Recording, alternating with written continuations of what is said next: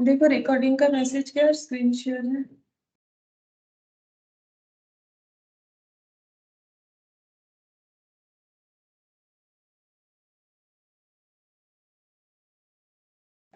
Yes ma'am. ठीक है, देखो हम लोग कैश फ्लो का डायरेक्ट इनडायरेक्ट दोनों मेथड ही कर लिए थे। अब इनडायरेक्ट का ये कुछ क्वेश्चंस बाकी है, तो ये हम लोग कंप्लीट कर लेंगे, हम लोग का साथ साथ प्रैक्टिस भी हो जाएगा। तो 10th वाला डायरेक्ट में हम लोग का किया हुआ था, इसको इनडायरेक्ट में भी हम लोग कर सकते हैं, तो मैंने बोला था ये भी होमवर्क करने के लिए। तो 12 वाला एक बार भी हम लोगों ने नहीं किया, ये तो एक बार डायरेक्ट मेथड से किया है, तो पहले 12 2 3 4 5 6 ये कंप्लीट करेंगे, फिर टाइम बचेगा तो 10 वाला करेंगे। मुझे आज तो पूरा नहीं होगा, मुझे जितना लग रहा है, देखते हैं जितना हो पाता है। तो पहले क्वेश्चन नंबर 12 करना है हम लोग को।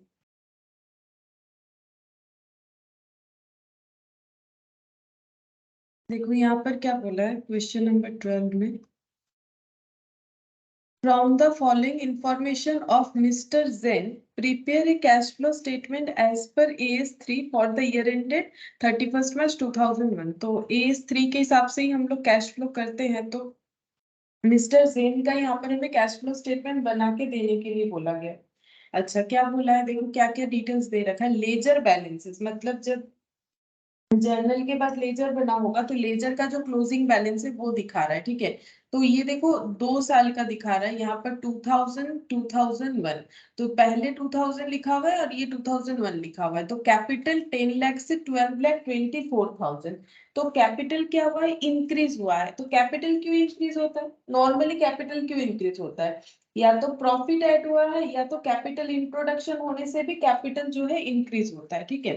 तो कैपिटल इंक्रीज हुआ है। ट्रेड पेएबल 3,20,000 से 3,52,000 हुआ है। इसका मतलब हम लोगों ने पेमेंट नहीं किया होगा क्रेडिटर को, तभी तो हमारा लाइबिलिटी ज्यादा दिख रहा है। लाइबिलिटी बढ़ कैसे गया, क्योंकि हम लोगों ने पेमेंट नहीं किया होगा, पेमेंट अभी भी बाकी रखा होगा, इसीलिए हम लोग का लाइबिलिटी बढ़ गया है। तो इसका ट्रीटमेंट जो है वर्किंग कैपिटल चेंजेस में होता है।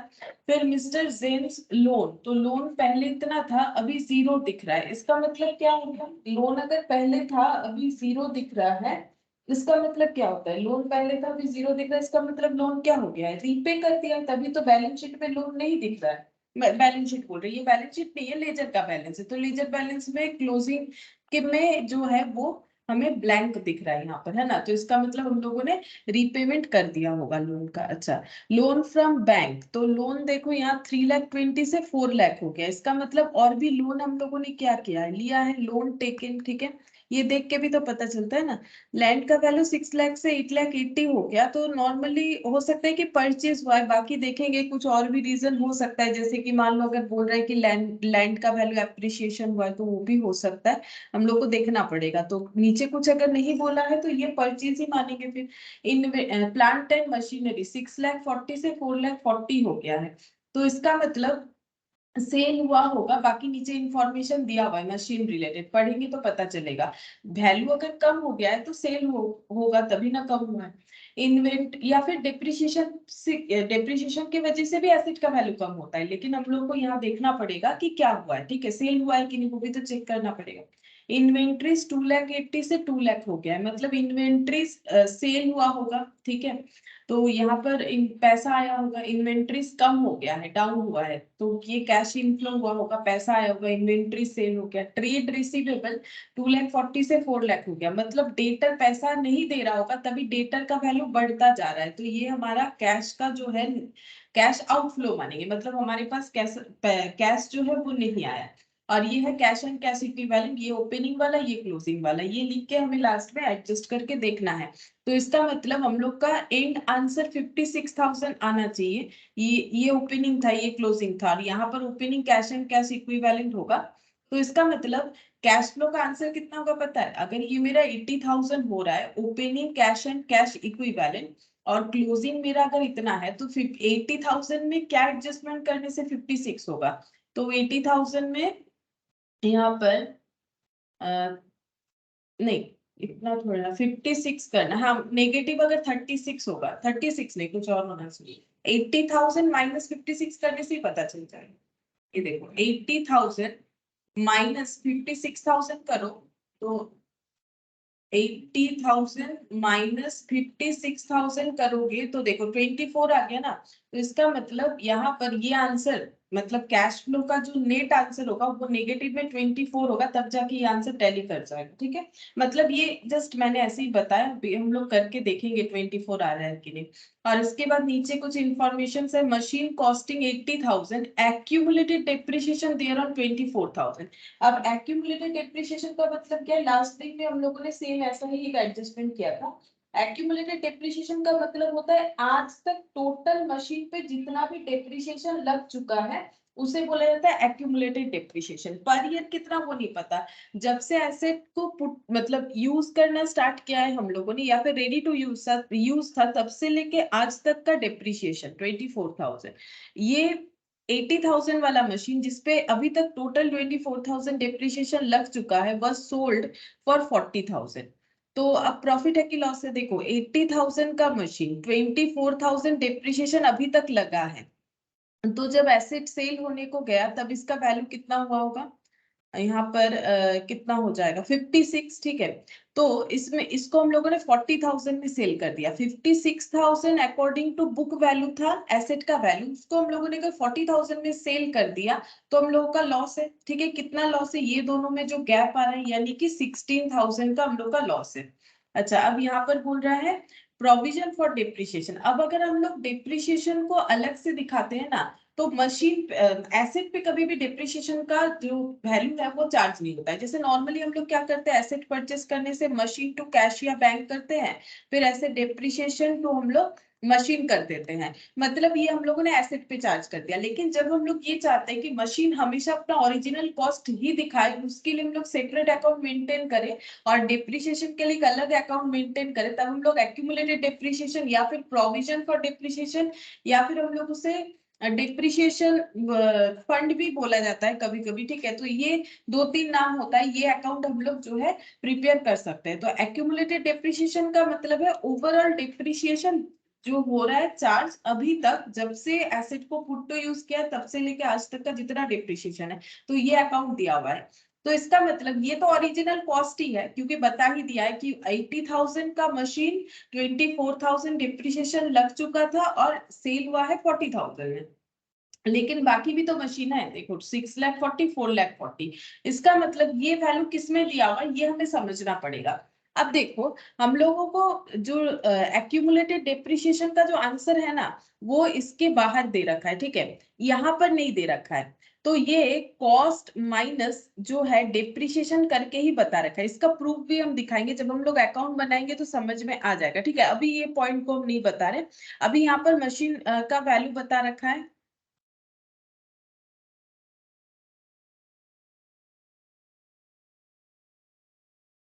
अच्छा, अभी यहाँ पर देखो मशीन का वैल्यू बता रखा है, इतना ही समझो। अब ये मशीन के वैल्यू में डेप्रिसिएशन लेस किया हुआ है कि नहीं है वो हम लोग को पता चलेगा जब हम लोग अकाउंट को बनाएंगे ना यहाँ पर, तब हम लोग को क्लियरली समझ में आ जाएगा कि कैसे करके इसका एडजस्टमेंट हम लोग को करना पड़ेगा। और जो लास्ट हम लोगों ने क्वेश्चन किया था ऐसा, ये देखो जिसमें हम लोग का यहाँ पर दिखाते देखो जिसमें हम लोग का एक्यूमुलेटेड डेप्रिसिएशन था, लास्ट जो क्वेश्चन मैंने कंप्लीट करवाया था ये वाला। इसमें ना हमें जो इंफॉर्मेशन है वो एडिशनल इंफॉर्मेशन के तौर पे नीचे दिया हुआ था, जहां पर हमें दिख रहा था एक्यूमुलेटेड डेप्रिसिएशन लेस करके दिया हुआ था। हम दिखा देते क्वेश्चन नंबर 9, दोनों में फर्क एक बार देख लो तब समझ में आएगा कि पॉइंट हम क्या बोलना चाह रहे हैं। अगर क्वेश्चन नंबर 9 देखेंगे हम लोग, जो हम लोगों ने लास्ट क्वेश्चन किया था वहां पर 9 में शायद मैंने गलत देख लिया, क्वेश्चन नंबर 9 ही तो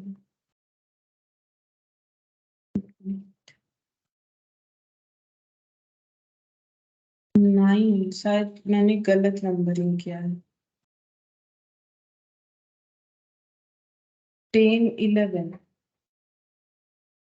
कहाँ चला गया वो वाला क्वेश्चन जो हम लोगों ने, ये मैंने 9 शायद गलत नंबरिंग कर दिया है। ये वाला क्वेश्चन हम सोच रहे थे। इसमें इसमें ये कौन सा नंबर है मुझे अभी फिलहाल तो याद नहीं आ रहा है। यहाँ पर हम लोग का डिप्रिसिएशन जो है ना वो कैसे दिया हुआ था, एडिशनल इंफॉर्मेशन बोल के ऐसे करके दिया हुआ था। पहले यहाँ पर मशीन का वैल्यू, फिर यहाँ पर नीचे एक्यूमुलेटेड डिप्रिसिएशन, ऐसे लेस करके हमें नेट वैल्यू दिया हुआ था, जो इस क्वेश्चन में नहीं दे रखा है। इस क्वेश्चन का प्रेजेंटेशन ऐसा नहीं है। तो प्रॉब्लम ये है कि हम लोग को समझना पड़ेगा कि इसमें डिप्रिसिएशन लेस किया हुआ है कि नहीं किया हुआ है। वैसे तो देखो ये ओरिजिनल कॉस्ट हम लोग मान सकते हैं, क्यों? क्योंकि एक्यूमुलेटेड डेप्रिसिएशन का मतलब ही है कि एसेट अपना ओरिजिनल कॉस्ट ही शो करेगा। तो अगर हम लोग ऐसे मान के चले तो हमारा क्या ट्रीटमेंट होगा वो हम लोग देखेंगे, ठीक है। तो यहाँ पर देखो फिर क्या बोल रहा है, द प्रोविजन फॉर डेप्रिसिएशन बता दिया। The net profit for the year 31 March 2001 was 3,60,000। तो नेट प्रॉफिट बता रहा है कि 3,60,000 है। अच्छा, अब देखो ये वाला पॉइंट लास्ट पॉइंट है इस क्वेश्चन का। अब 3,60,000 हम लोग का नेट प्रॉफिट है। यहाँ पर कैपिटल 10 लाख से 12,24,000 हो गया। देखो कैपिटल 10 लाख से अगर हम लोग का 12,24,000 हो गया तो कैपिटल हम लोग का कितना इंक्रीज हुआ? कैपिटल हम लोग का इंक्रीज हुआ है 2,24,000। और अभी अभी हम लोगों ने देखा कि प्रॉफिट कितना है, यहाँ पर दिखाते हैं। देखो प्रॉफिट है 3,60,000। तो इन्होंने अपना बिजनेस जब मतलब जब इन्होंने अपना बिजनेस स्टार्ट किया होगा तब कुछ कैपिटल लगाया होगा। आफ्टर दैट इस साल में ओपनिंग कैपिटल था 10 लाख, ठीक है। अगर हम लोगों ने प्रॉफिट 3,60,000 अर्न किया है, जो कि क्वेश्चन में हमें गिवन है, ठीक है, तो हम लोगों का क्लोजिंग कैपिटल कितना होना चाहिए? अगर हम लोगों ने 3,60,000 का प्रॉफिट अर्न किया है तो हम लोग का क्लोजिंग कैपिटल कितना होना चाहिए? Good morning Vishwajeet.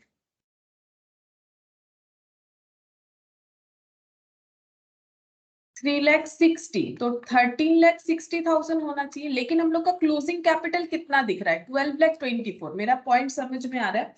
देखो हम लोग का ओपनिंग कैपिटल जिस साल का हम लोग कैश फ्लो बना रहे हैं वो है 10 लाख, और हम लोगों का कैपिटल में प्रॉफिट ऐड हुआ है 3,60,000, क्योंकि इस साल का प्रॉफिट है 3,60,000। तो कैपिटल में तो नेट प्रॉफिट ऐड होता है ना, तो कैपिटल में जब प्रॉफिट ऐड हुआ तो दोनों मिलके 13,60,000 होना चाहिए closing capital. But closing capital कितना दिख रहा है?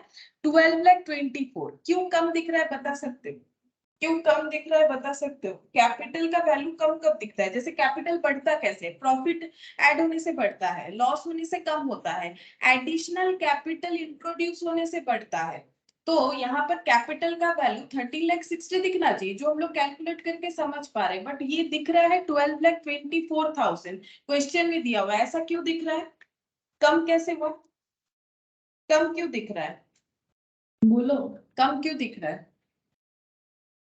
कितना कम दिख रहा है और क्यों कम दिख रहा है बताओ? ये दोनों का गैप जितना कम दिख रहा है। अभी अभी मैंने एक बार 2-3 लैंग्वेज बताया, उसका ऑपोजिट सोचोगे तभी ना हो जाएगा। मैंने क्या बोला? प्रॉफिट होने से कैपिटल बढ़ेगा, लॉस होने से कैपिटल कम हो जाएगा। सिमिलर तरीके से कैपिटल इंट्रोड्यूस करने से कैपिटल बढ़ सकता है, तो कैपिटल कम कैसे हो सकता है? जैसे मैंने प्रॉफिट का ऑपोजिट लॉस बोला, तो इंट्रोडक्शन का। हाँ बोलो।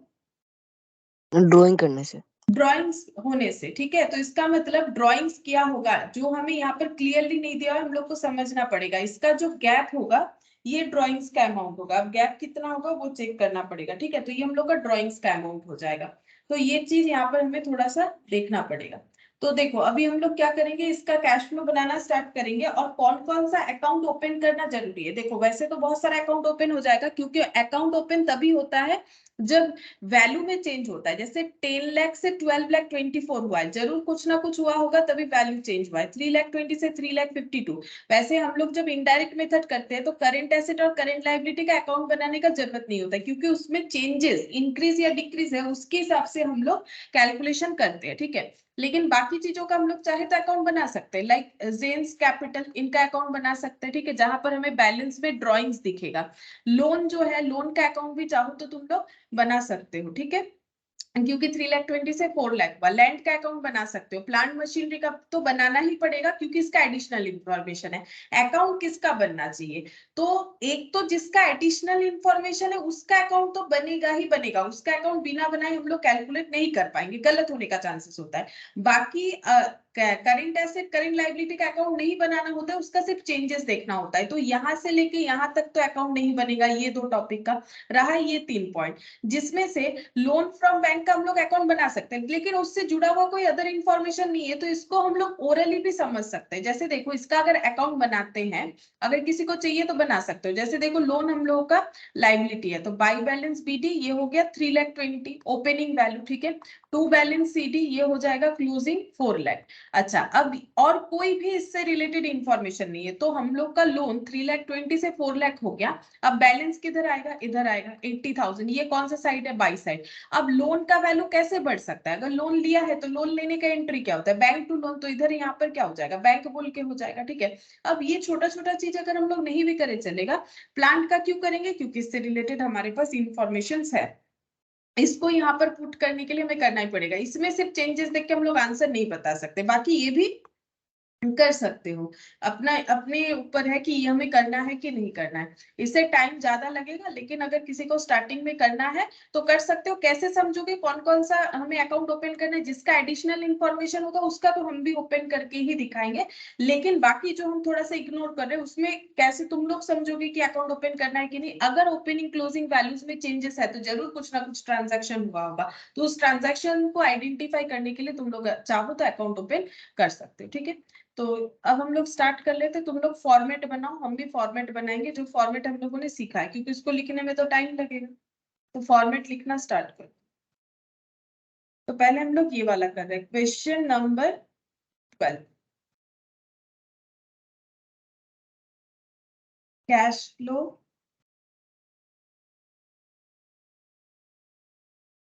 Statement for the year ended, cash flow statement for the year ended 31st March 2001।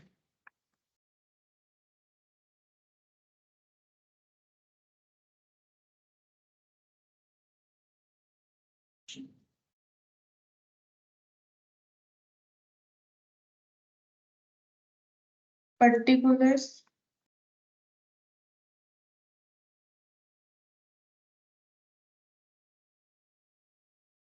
cash flow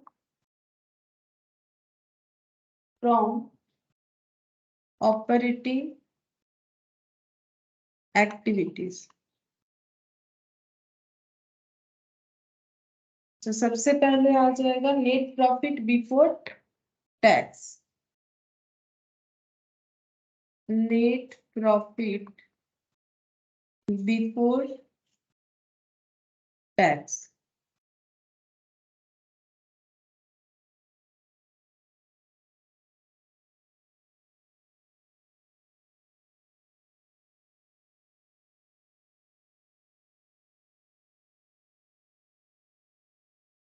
फिर यहाँ पर प्लस माइनस कर देते हैं एक्स्ट्रा ऑर्डिनरी आइटम। इस क्वेश्चन में नहीं है, नॉर्मली क्वेश्चन में रहता नहीं है हमारा एक्स्ट्रा ऑर्डिनरी आइटम, ठीक है।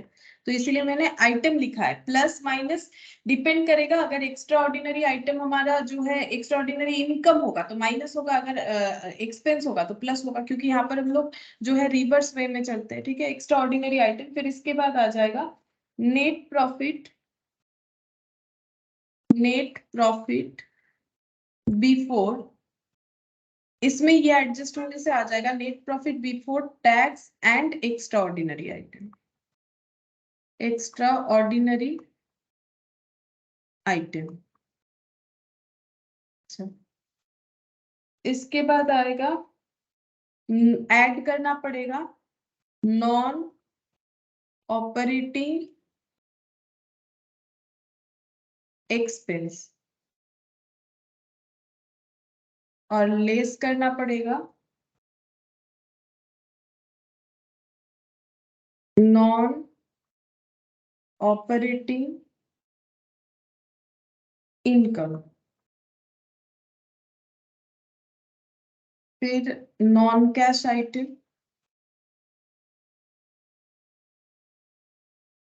ऐड हो जाएगा ऑपरेटिंग नॉन कैश एक्सपेंस, जिसमें डेप्रिसिएशन होगा, फिर आएगा operating profit before working capital changes,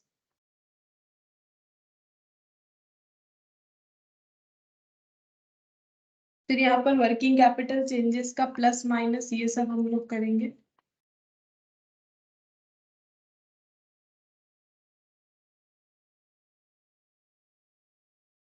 जितना भी आइटम यहाँ पर आ जाएगा, फिर यहाँ पर हम लोगों को टैक्स वैक्स लेस करना पड़ेगा। अच्छा, इस पे हम लोग ऑपरेटिंग नॉन कैश होके ये करने के बाद कैश फ्लो फ्रॉम ऑपरेशन, इसके बाद आ जाएगा यहाँ पर लिखते जगह रख के थोड़ा, कैश फ्लो फ्रॉम ऑपरेशन,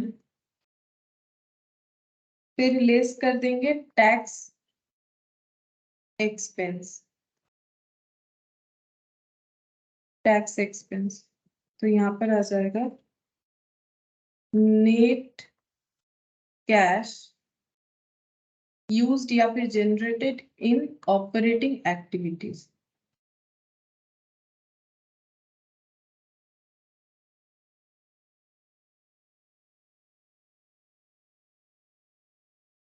इसके बाद आएगा कैश फ्लो फ्रॉम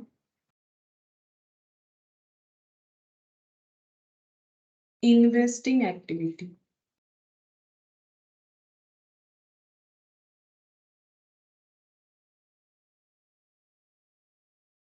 फिर इसके बाद आएगा cash flow from financing activity, cash flow from financing activity,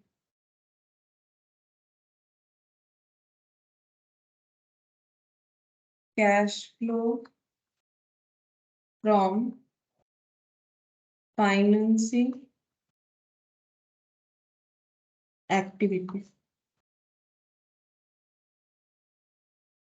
अच्छा, इसके बाद opening cash and cash equivalent और क्लोजिंग कैश, यहाँ पर लिखते हैं closing cash and cash equivalent.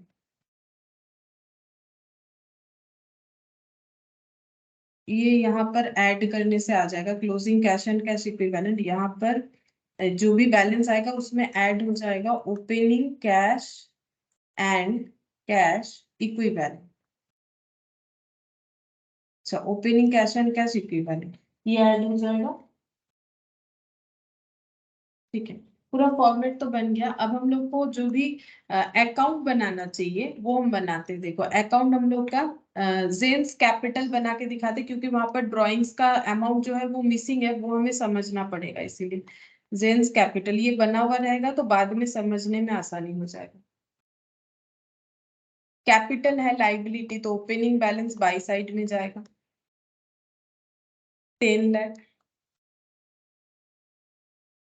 To balance CD, closing इधर आ जाएगा 12,24,000।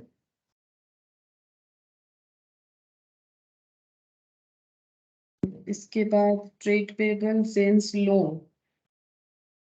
लोन है, loan from bank, land, plant and machinery, plant and machinery का अकाउंट बनाएंगे। तो प्लांट एंड मशीनरी का दो अकाउंट बनाएंगे, एक प्लांट एंड मशीनरी और एक एक्यूमुलेटेड डेप्रिसिएशन।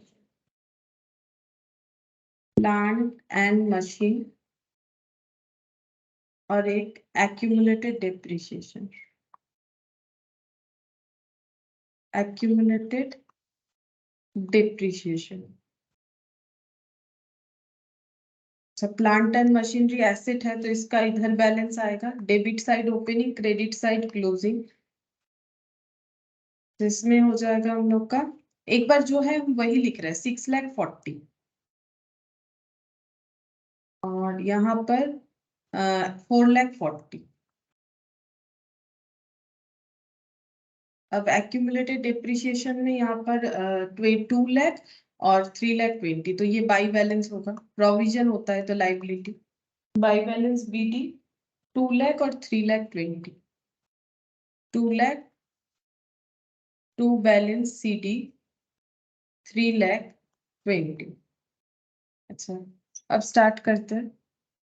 तो सबसे पहले जेम्स कैपिटल बता दिया है, उसका वर्किंग नोट में हम लोगों ने अमाउंट जो है वो लिख लिया है। इसके बाद आ रहा है ट्रेड पेबल। ट्रेड पेबल कहाँ पर लिखना पड़ेगा? Working operating profit before working capital changes के बाद आता है, ठीक है। वर्किंग कैपिटल चेंजेस के पहले क्या कंडीशन था? वर्किंग कैपिटल चेंजेस मतलब करंट एसेट और करंट लायबिलिटी का चेंजेस का जो है मतलब क्या क्या इम्पैक्ट आ रहा है वो लिखना, जैसे कि ट्रेड पेबल। अब डेट लाइबिलिटी मेरा क्या हुआ है? लाइबिलिटी मेरा इंक्रीज कर गया है, ठीक है। तो पहले लैंग्वेज लिख लो, increase in trade payable, increase in trade payable. अब अमाउंट भी लिख लेते हैं कि कितना इंक्रीज हुआ है। तो 3,20,000 से 3,52,000 हुआ है, मतलब 32,000 का इंक्रीमेंट हुआ है। तो इंक्रीज को हम लोग इनर कॉलम में लिखते हैं। अब ये आइडेंटिफाई करेंगे कि ऐड करना है कि लेस करना है। अब ट्रेड पेबल बढ़ गया है, मतलब हम लोगों ने पैसा नहीं दिया है, तो ये क्या होगा? ऐड होगा। Increase in trade payable add हो जाएगा। तो ये हो गया। इसके बाद बोला है मिस्टर जेम्स लोन। इसका अकाउंट मैंने नहीं बनाया, अगर बनाते तो ऐसा होता। ये देखो, लोन का ओपनिंग बैलेंस इधर जाएगा 2 लाख। अब लोन का यहाँ पर ये और कुछ नहीं इंफॉर्मेशन दिया हुआ है, तो ये क्लोज होगा, तो यहाँ पर 2 लाख ही जाएगा। तो यहाँ पर 2 साइड है, 2 लिखेंगे, लेकिन यहाँ पर लिखे क्या? अब ये 0 दिख रहा है, मतलब रीपे हो गया, तो 2 क्या लिखना पड़ेगा? बैंक लिखना पड़ेगा, ठीक है। अब बैंक मतलब तो कैश फ्लो में इसका इम्पैक्ट आएगा, तो लोन का रीपेमेंट हुआ है तो फाइनेंसिंग एक्टिविटी में लिखना चाहिए, ठीक है। तो फाइनेंसिंग एक्टिविटी में लिखेंगे रीपेमेंट ऑफ लोन 2 लाख। यहाँ देख के पता चल रहा है ये 0 हो गया है, इसका मतलब लोन का रीपेमेंट हो गया है। तो यहाँ पर लिखते हैं फाइनेंसिंग एक्टिविटी में repayment of loan, loan repaid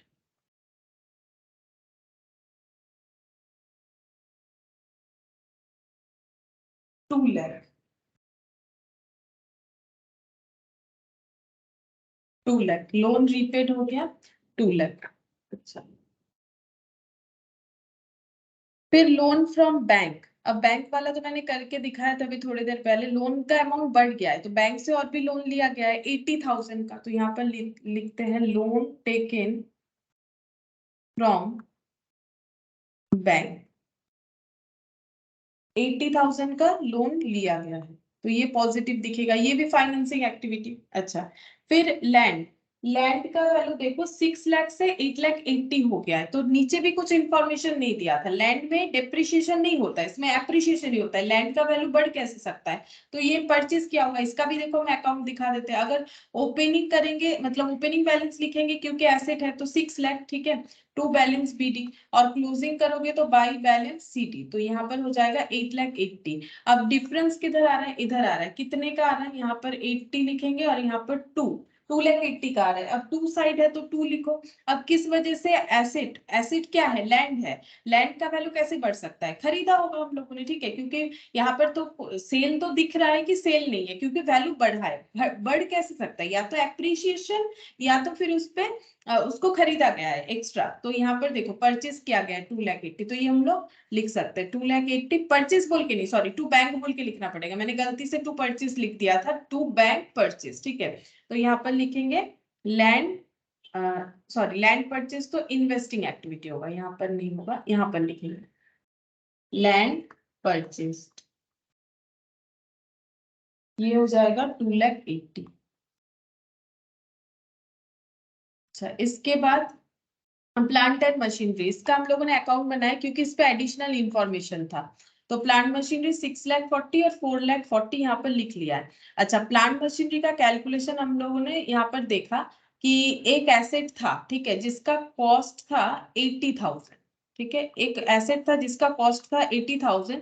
इस पे अभी तक का एक्यूमुलेटेड डेप्रिसिएशन, एक्यूमुलेटेड डेप्रिसिएशन मतलब टोटल डेप्रिसिएशन, ये लगा 24,000। तो इसका WDV कितना आया होगा? WDV आया है 56,000। इसको हम लोगों ने कर दिया है सेल। कितने में सेल किया है? 40,000। ये सब थोड़ी देर पहले मैंने दिखाया। तो यहाँ पर हम लोग का लॉस हो रहा है, ये देखो लॉस हो रहा है 56 का। हमारे हिसाब से जो एसेट है वो अगर 40 में बिक रहा है तो 16,000 का लॉस क्रिएट हो गया। अब एंट्री कैसे होगा? देखो, बैंक अकाउंट डेबिट, क्योंकि हम लोग के पास पैसा आया है एसेट को बेच के, तो कितने में बेचा है एसेट को? 40,000, ठीक है। अच्छा, लॉस हुआ है तो PL डेबिट, कितने का लॉस हुआ है? 16,000 का। कितने का एसेट चला गया? तो टू प्लांट एंड मशीनरी बोल के 80,000, लेकिन देखो ये बैलेंस टैली नहीं कर रहा है, करेगा भी नहीं, क्योंकि अभी तक हम लोगों ने डिप्रिशिएशन कहाँ दिखाया, क्योंकि लॉस है कि प्रॉफिट, वो तो एसेट के बुक वैल्यू देख के पता चलता है। तो बुक वैल्यू 80 थोड़ी ना है, वो तो डिप्रिशिएट होके 56 हो चुका है। तो यहाँ पर हो जाएगा एक्यूमुलेटेड डिप्रिशिएशन, ये भी हमें दिखाना पड़ेगा यहाँ पर, और वैल्यू है हम लोग का 24,000। ठीक है, तो 24 और 16 कितना हो गया, 40 और 40 80,000। ठीक है, अब ये एंट्री हम लोग को प्लांट मशीनरी में कर देना चाहिए। तो हम लोग क्या क्या लिखेंगे, ये देखो क्रॉस पोस्टिंग होता जाएगा, बाई बैंक सेल प्रोसीड्स बोल के 40,000। ठीक है, बाई पीएल मतलब लॉस, लॉस जो हुआ है वो भी हमें दिखाना पड़ेगा, by PL loss on sale, loss on sale ये हो गया 16,000 बाई एक्यूमुलेटेड डिप्रिशिएशन। ठीक है, बाई एक्यूमुलेटेड डिप्रिशिएशन यहाँ पर हो जाएगा 24,000। तो ये 80,000 का यहाँ पर इस तरह से होगा। अच्छा, अब एक्यूमुलेटेड डिप्रिशिएशन में इसका क्रॉस पोस्टिंग होगा टू प्लांट एंड मशीनरी 24,000। देखो जो एसेट बिक जाता है उसका डिप्रिशिएशन भी तो हमें खाली करना पड़ेगा ना, जैसे ये लास्ट दिन मैंने समझाया भी था। अच्छा, अब हम लोग क्लोज कर सकते हैं अकाउंट को यहाँ पर। अच्छा, अब देखो अगर हम लोग इसको क्लोज करेंगे तो ये कितना है, 3,20,000 और 24,000, ये हो गया 3,44,000। यहाँ पर बाई बोल के क्या आएगा, ये कौन सा अकाउंट है, डिप्रिशिएशन का। अब सारा एसेट तो बिका नहीं है, सिर्फ 80,000 वाला एसेट बिका है, तो बाकी जितने भी एसेट रिमेनिंग है उस पे डिप्रिशिएशन लगेगा। तो 3,44,000 टोटल डिप्रिशिएशन था, माइनस 2 लाख यहाँ से कर देते हैं, तो ये हो गया 1,44,000। मतलब ये हो गया हम लोग का करेंट ईयर का डिप्रिशिएशन। ठीक है, बाई पीएल डिप्रिशिएशन, ये हम लोग का करेंट ईयर का डिप्रिशिएशन है, जो यहाँ पर, ये एक्चुअली डायरेक्टली यहाँ पर डिप्रिशिएशन ही लिखना चाहिए, ये बाद में पीएल में ट्रांसफर होता है। ठीक है, ये डिप्रिशिएशन बोल के यहाँ पर एंट्री आएगा। तो ये इतना डिप्रिशिएशन है, ये कब का है, ये हम लोग का करेंट ईयर का डिप्रिशिएशन। प्रीवियसली 2 लाख था, तो टोटल डिप्रिशिएशन 3,44,000 होना चाहिए था, उसमें से 24,000 का डिप्रिशिएशन हम लोग खाली कर देंगे, क्योंकि जो एसेट चला गया उसका डिप्रिशिएशन भी हटा देंगे, तो बचता है 3,20,000। बट हमें तो ये सब दिया हुआ नहीं था, हम लोग को ये लिखा हुआ था, हम लोगों ने बैलेंस करके इसको निकाल लिया। अच्छा, अब रहा इसका ट्रीटमेंट क्या होगा। अभी देखो ये अकाउंट मैंने क्लोज नहीं किया है, मशीन वाला वो भी क्लोज करेंगे, लेकिन जो भी कुछ पॉइंट्स हम लोगों ने यहाँ लिखा है उसका हम लोग जो है कैलकुलेशन देख लेते हैं। जैसे देखो यहाँ पर डिप्रिशिएशन, ये हम लोग का नॉन कैश आइटम में चला जाएगा। यहाँ पर ऑपरेटिंग एक्टिविटी में डिप्रिशिएशन हमें लिखना पड़ेगा, ऑपरेटिंग नॉन कैश एक्सपेंसेस, यहाँ पर हम लोग लिखेंगे डिप्रिशिएशन, और वैल्यू हो जाएगा 1,44,000, यहाँ पर 1,44,000। अच्छा, और यहाँ पर देखते हैं और क्या वैल्यू था, ये सब तो कहीं नहीं आएगा। अच्छा, अब ये देखो loss on sale of machine था, तो ये हम लोग का क्या हो जाएगा, पीएल में हमारा 3 आइटम एडजस्टेड होता था, चाहे इनकम हो या expenses, extra ordinary income expenses, non operating income expenses, operating income expenses. तो यहाँ पर देखो ये जो है, ये loss on sale of machine है, ये हमारा नॉन ऑपरेटिंग आइटम है, क्योंकि मशीन बेचना हमारा काम नहीं है, तो इससे जो लॉस हुआ है, जो पीएल में हम लोगों ने दिखा है, इसकी वजह से हमारा प्रॉफिट कम हो गया, इसको एड बैक करेंगे। तो 16,000 को हम लोग एड बैक करेंगे। ठीक है, तो नॉन ऑपरेटिंग एक्सपेंसेस में हम लोग लिखेंगे loss on sale of, loss on sale of plant and machine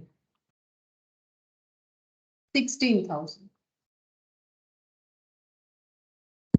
अच्छा, अब यहाँ पर एसेट बिका है, तो बाय बैंक वाई, तो ये इन्वेस्टिंग एक्टिविटी में लिखेंगे sale of asset, sale of plant and machine, sale of plant and machine हो जाएगा, कितने में बिका है, 40,000 शायद, हाँ 40,000, यहाँ पर हो जाएगा 40,000। तो पैसा आया है तो पॉजिटिव में दिखेगा। ठीक है, अच्छा, अब नेक्स्ट यहाँ पर और क्या है देखते हैं, एडिशनल इंफॉर्मेशन के हिसाब से और कुछ हमारा प्लांट एंड मशीनरी के बाद इन्वेंट्रीज है, ये ट्रेड रिसीवेबल, ये दोनों लिख लेते हैं, फिर उस अकाउंट को हम लोग दिखाते हैं। इन्वेंट्रीज जो है 2,80,000 से 2 लाख हो गया है, तो डिक्रीज इन इन्वेंट्री यहाँ पर लिखते हैं, decrease in inventory. Decrease in inventory कितना हो गया है 2,80,000 से 2,00,000 मतलब 80,000। अब एसेट डिक्रीज हुआ है, अब इन्वेंट्री डिक्रीज होने का मतलब हो गया कि हमारे पास पैसा आया क्योंकि हमारा स्टॉक, इन्वेंट्री मतलब स्टॉक, स्टॉक बिका है तो पैसा आया, तो 80,000 यहाँ पर ऐड होगा। अच्छा फिर यहाँ पर क्या बोल रहा है, ट्रेड रिसीवेबल ये भी इंक्रीज हुआ है, तो फिर से लिखेंगे यहाँ पर इंक्रीज इन ट्रेड रिसीवेबल। अच्छा अमाउंट देख लेते हैं, फिर देखेंगे कि ट्रीटमेंट क्या होगा। 2,40,000 से 4,00,000 हुआ है, तो यहाँ पर हो जाएगा 40 माइनस 24, देखते हैं कितना होता है।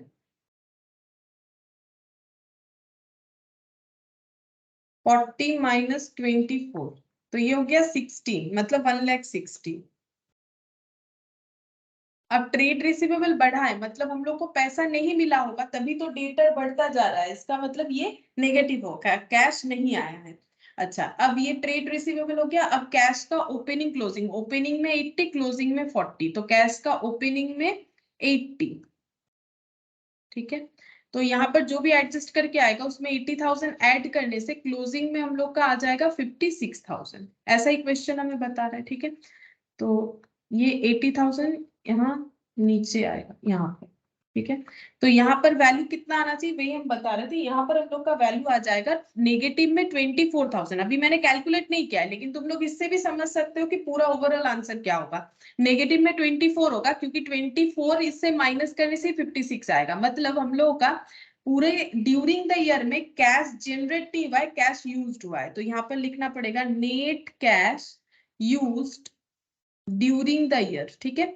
अब ये हम लोग का आंसर हो जाना चाहिए, जब हम लोग बाकी सारे चीजों को एडजस्ट करेंगे तो ये नेगेटिव 24 हो जाना चाहिए, ठीक है। अब देखते हैं यहाँ पर मशीन वाला पॉइंट में आते हैं, मशीन वाला पॉइंट को कंप्लीट करते हैं और ये जेन्स कैपिटल इसको भी कंप्लीट करते हैं। तो यहाँ पर देखो ये प्रॉफिट जो है इनका 3,60,000 हुआ था, जेन कैपिटल का जो प्रॉफिट है वो सॉरी जेन्स का जो प्रॉफिट है वो 3,60,000 हुआ था। तो प्रॉफिट को हम लोग कैसे दिखाएंगे, बाई पीएल बोल के, क्योंकि कैपिटल बढ़ने का मतलब एंट्री क्या होता है, पीएल डेबिट टू कैपिटल। अगर हम लोग प्रॉफिट को कैपिटल में ही ऐड कर रहे हैं तो प्रॉफिट तो क्रेडिट होता है, लेकिन प्रॉफिट को जब हम लोग कैपिटल में ट्रांसफर कर रहे हैं तो उसे क्लोज करेंगे तो क्रेडिट आइटम डेबिट होगा, तो बाई पीएल हो जाएगा, मतलब PL account debit to capital. Capital बढ़ रहा है कितने से, 3,60,000 से बढ़ना चाहिए, ठीक है।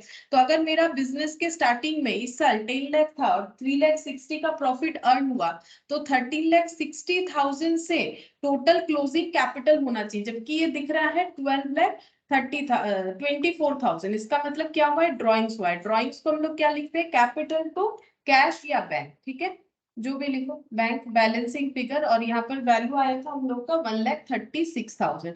अब ड्रॉइंग्स होने से कौन सा एक्टिविटी होगा बता सकते हो, ड्रॉइंग्स होने से कौन सा एक्टिविटी होगा, तो ये बैंक का इम्पैक्ट तो आएगा ना।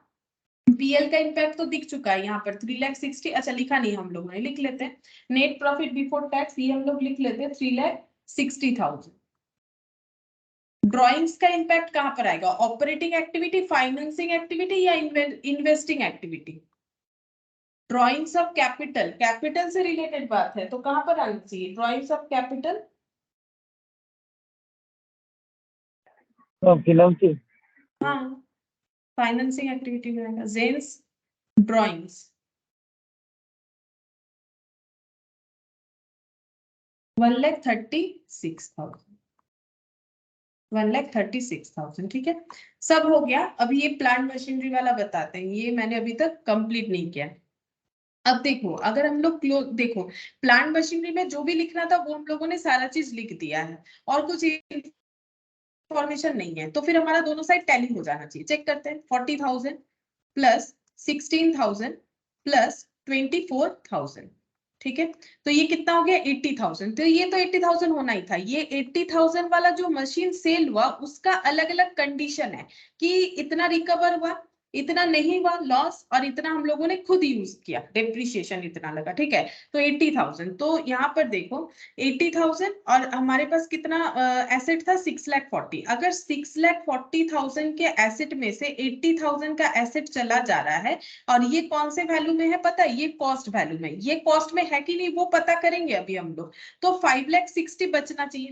मेरा क्वेश्चन समझ में आ रहा है कि नहीं, देखो 6,40,000 अगर ये मेरा एसेट कॉस्ट में है, क्योंकि एक्यूमुलेटेड डेप्रिसिएशन देने से नॉर्मली एसेट का वैल्यू कॉस्ट में होता है, लेकिन अगर हम लोग को कंफर्म नहीं हो रहा है कि कॉस्ट में है कि नहीं, तो वो कैसे पता करेंगे? देखो यहाँ पर हम लोग का 6,40,000 का एसेट है, उसमें से अगर 80,000 का एसेट सेल हो जाएगा तो हम लोग के पास क्लोजिंग एसेट होना चाहिए 5,60,000, जबकि दिख रहा है 4,40,000, ठीक है, 5,60,000 होना चाहिए, 4,40,000 दिख रहा है। तो क्या हम लोग बोलेंगे सेल हो गया? और भी नहीं बोल सकते, क्योंकि सेल का इंफॉर्मेशन क्वेश्चन में एक बार देना स्टार्ट किया था, तो अगर और भी सेल होता तो वो लोग जरूर सेल का हमें इंफॉर्मेशन देते। जैसे देखो लैंड का कोई इंफॉर्मेशन नहीं दिया हुआ था, लेकिन लैंड इंक्रीज हुआ। अब इंक्रीज होने का मतलब है नॉर्मली हम लोग मतलब परचेज मानेंगे, ठीक है। इस क्वेश्चन में भी हम लोग सेल मान सकते हैं कि ये एसेट बिक गया इसीलिए कम दिख रहा है, लेकिन सेल का इंफॉर्मेशन एक बार तो हमें दिया है, तो अगर सेल ही हुआ है इसी वजह से अगर मेरा वैल्यू 4,40,000 दिख रहा है, तो मेरा सेल का इंफॉर्मेशन आगे भी क्वेश्चन देता। सेल का इंफॉर्मेशन क्वेश्चन में और कुछ नहीं दिया है, बस इतना ही दिया है, तो ये एसेट का वैल्यू जो कम दिख रहा है उसका कारण जो है वो सेल्स नहीं है, ठीक है। अब रिवैल्यूएशन हम लोग अपने मन से नहीं लगा सकते कि एसेट रिवैल्यू हो गया इसीलिए इसका वैल्यू कम हो गया, ठीक है, ये भी हम लोग नहीं लगा सकते। परचेज तो होगा नहीं, क्योंकि हम लोगों का अगर अकाउंट का बैलेंस करोगे ना तो दोनों साइड टैली नहीं हो रहा है, हम वही बताना चाह रहे थे। ये देखो 4,40,000 प्लस 80,000 करो, देखो यहाँ पर आ रहा है 5,20,000, ठीक है, इधर आ रहा है 5,20,000, ठीक है, और इधर कितना आ रहा है 6,40,000। अब टैली तो नहीं हो रहा है। अब टैली नहीं होने का रीजन क्या हो सकता है? कुछ ना कुछ ट्रांजैक्शन हमारा मिसिंग है। अब देखो क्योंकि बैलेंस इधर आएगा, अगर हम लोग लेजर बैलेंस करेंगे तो हम लोग का बैलेंस जो है इधर आएगा, ठीक है। अब इधर आने का मतलब है plant and machinery to bank, यानी हम लोगों ने परचेज किया है, लेकिन इधर जो है सॉरी इधर आएगा, हम उल्टा बता दिए। ये देखो ये ज्यादा वैल्यू है ना, ये कम वैल्यू है, तो हम लोग का बैलेंस इधर आ रहा है। अगर बैलेंस हम लोग का इधर आएगा तो परचेज तो नहीं होगा किसी भी तरह से, क्योंकि परचेज होने से बैलेंस इधर आना चाहिए, तो परचेज तो पॉसिबिलिटीज नहीं है कि परचेज होगा। हाँ सेल हो सकता है, बाई बैंक हो सकता है, लेकिन सेल का इंफॉर्मेशन ऑलरेडी गिवन था, तो और भी कुछ सेल होता तो हमें इंफॉर्मेशन दिया हुआ रहता। और रिवैल्यूएशन हुआ है इसीलिए वैल्यू कम हो गया है एसेट का, ये हम लोग अपने मन से नहीं मान सकते। तो इसका मतलब क्या हो रहा है? फिर क्यों टैली नहीं हो रहा है? सारा चीज करने के बाद भी क्यों टैली नहीं हो रहा है? इसका मतलब ये है कि इसमें ना डेप्रिसिएशन लेस करके ये एसेट का कॉस्ट नहीं बताया है। इसका मतलब ये क्या बता रखा है पता है? ये बता रखा है कॉस्ट माइनस डेप्रिसिएशन करके बता रखा है इन्होंने, ठीक है। ये हम लोग को समझना पड़ेगा खुद से, क्योंकि सारे ट्रांजैक्शन लिखने के बाद भी हम लोग का अकाउंट टैली नहीं हो रहा है। अब इसका रीजन क्या है? मतलब ये कॉस्ट माइनस डेप्रिसिएशन किया हुआ है, तो हम लोग इस पे डेप्रिसिएशन अगर एड बैक कर देंगे तो हम लोग का क्या हो जाएगा? ये कॉस्ट माइनस डेप्रिसिएशन करके डब्ल्यूटीबी दिया हुआ है, हम लोग को क्या चाहिए? कॉस्ट, तो डब्ल्यूटीबी में डेप्रिसिएशन ऐड कर दो।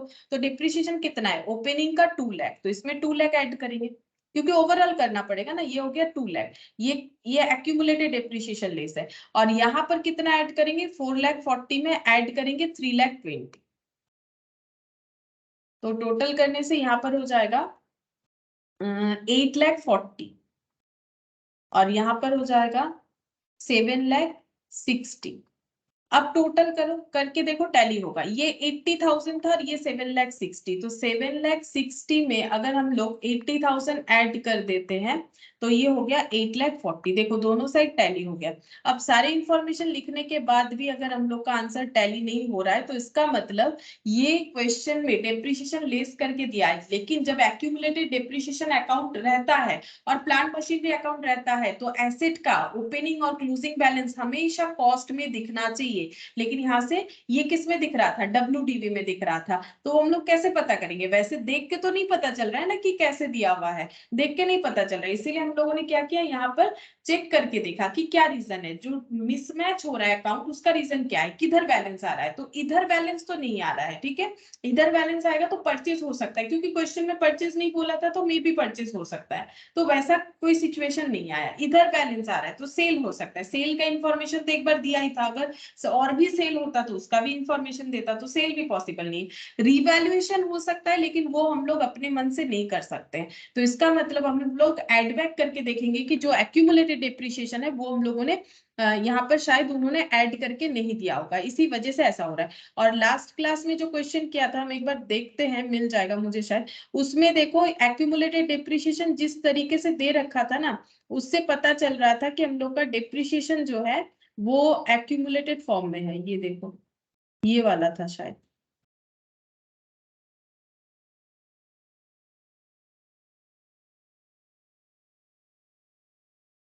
यहाँ पर यही वाला था शायद, depreciation for the year disposal बोल के वहां अकाउंट मैच हो रहा था, ऐसा ही कुछ सिचुएशन था।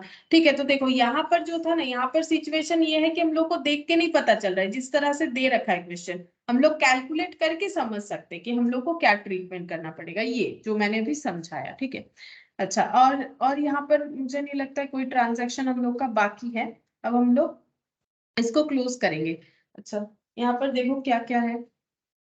3,60,000, 3,60,000 एक्स्ट्रा ऑर्डिनरी आइटम कुछ भी नहीं है, तो net profit before tax and extraordinary item 3,60,000 हो जाएगा।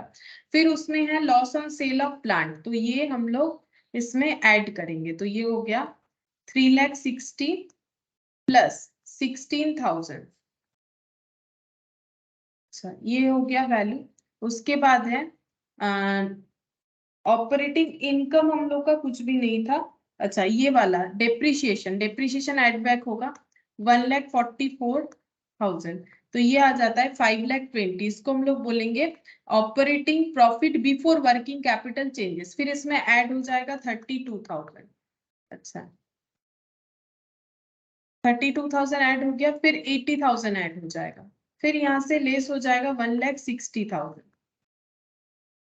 तो 4,72,000 हो रहा है यहाँ पर। Cash flow from operation 4,72,000। अब इस क्वेश्चन में टैक्स कुछ था नहीं, तो ये नेट ऑपरेटिंग प्रॉफिट ये 4,72,000 आ जाएगा। नेट कैश जनरेट, ठीक है, इसमें पॉजिटिव आया तो जनरेट हुआ है कैश 4,72,000, इसको आउटर कॉलम में लिखेंगे 4,72,000।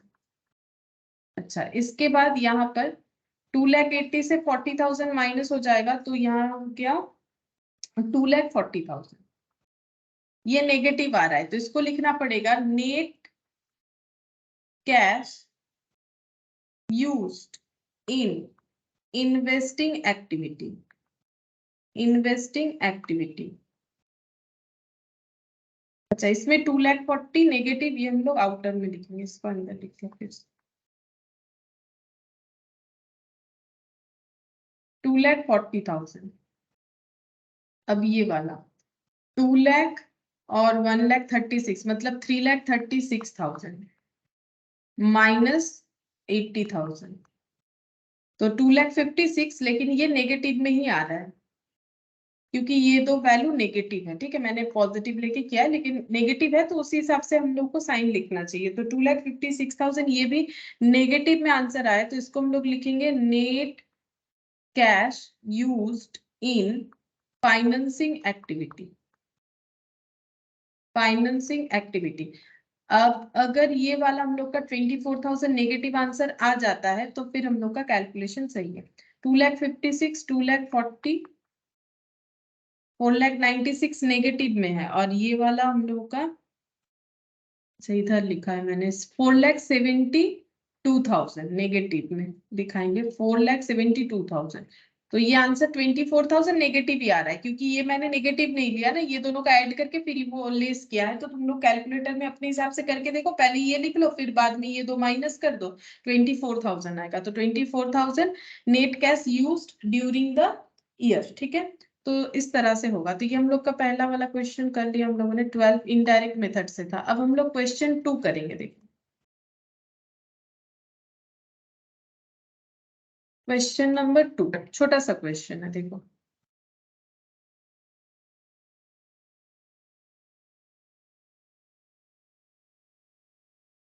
यहाँ पर बोला है how will you disclose the following items while preparing cash flow statement of Ganga limited as per AS3 for the year ended 31st March 2002।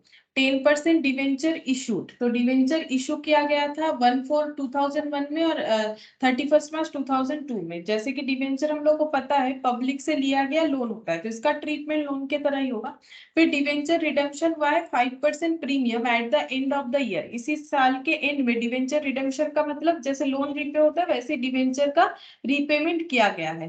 Premium was charge to PL account for the year, ठीक है। और premium जो है वो PL, premium का मतलब होता है कि एक्स्ट्रा अमाउंट जो हम लोगों ने पे किया है डिवेंचर होल्डर को, ठीक है, तो वो हमारा लॉस होता है। जैसे हम लोगों ने किसी से 100 रुपया लिया और उससे 105 रुपया वापस किया, वैसे ही केस हो गया यहाँ पर।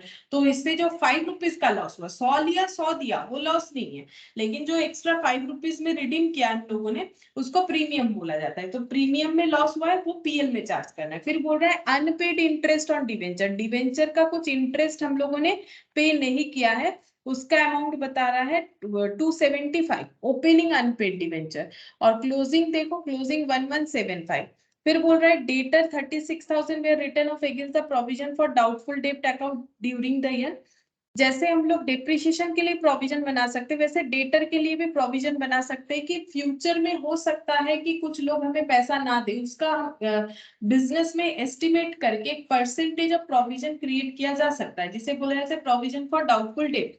वो अपने अपने बिजनेस के एस्टिमेशन के हिसाब से जो है कंपनी ऑर्गेनाइजेशन जो भी बोलो कर सकती है। तो यहाँ पर जितना प्रोविजन किया गया था उसमें से बोल रहा है कि जैसे मान लो कितना प्रोविजन किया था वो नहीं बता रहा है, बता रहा है कि जितना प्रोविजन हुआ था उसके अगेंस्ट में 36,000 डेटर को राइट ऑफ करना पड़ा। मतलब जैसे मान लो मैंने प्रोविजन किया था 100 रुपीज का, प्रोविजन फॉर डेटर का मतलब प्रोबेबिलिटी है कि मुझे 100 रुपीज नहीं मिलेगा। अब रियलिटी में मान लो 80 रुपीज मुझे नहीं मिला, ये कंफर्म हो गया, तो फिर ये 80 रुपीज को मुझे यहाँ से क्या करना पड़ेगा, राइट ऑफ करना पड़ेगा, ठीक है। तो जो लॉस होता है पैसा नहीं देने पे, अगर हम लोग प्रोविजन नहीं क्रिएट करेंगे तो डायरेक्ट पीएल पे चार्ज कर सकते हैं, और अगर प्रोविजन क्रिएट करते हैं तो हम लोग उसे क्या कर सकते हैं, प्रोविजन पे चार्ज कर सकते हैं, ठीक है। तो वही बोला है। फिर यहाँ पर 10% बॉन्ड, बॉन्ड खरीदा है इन्होंने तभी इन्वेस्टमेंट दिखाया है ब्रैकेट में, ये इतना ओपनिंग में था, ये क्लोजिंग में। बॉन्ड में कोई चेंजेस नहीं है, मतलब बॉन्ड जैसा था वैसा ही है, ना तो बॉन्ड नया कुछ खरीदा गया, ना तो बॉन्ड नया कुछ सेल किया गया। तो accrued interest on investment, investment जो है उस पे भी इन्वेस्टमेंट इंटरेस्ट एक्रू हुआ। इंटरेस्ट एक्रू का मतलब इंटरेस्ट जो है उन्हें मिलना चाहिए था लेकिन अभी तक रिसीव नहीं हुआ है, तो इंटरेस्ट एक्रूड हुआ है 10,500। बस और कुछ नहीं बोला है, हम लोग को बोला है कैलकुलेट करके, मतलब AS3 बनाने के लिए, AS3 के हिसाब से कैश फ्लो बनाने के लिए, लेकिन हमारे पास ना सारी इंफॉर्मेशन नहीं है। तो ये जो है ये हम लोग का प्रॉपर पूरा फॉर्मेट के हिसाब से सारा चीज नहीं पुट होगा, कुछ कुछ चीज पुट होगा जो हमें दिया हुआ है। तो हम लोग क्या करेंगे, सबसे पहले ये अकाउंट बना के हम दिखाएंगे, नहीं तो तुम लोग को नहीं पता चलेगा कि कहाँ से क्या अमाउंट आ रहा है। तो डिवेंचर का अकाउंट बनाओ, आउटस्टैंडिंग इंटरेस्ट का बनाओ, तो ये सारे अकाउंट बनाओ, और इन्वेस्टमेंट का भी बनाओ।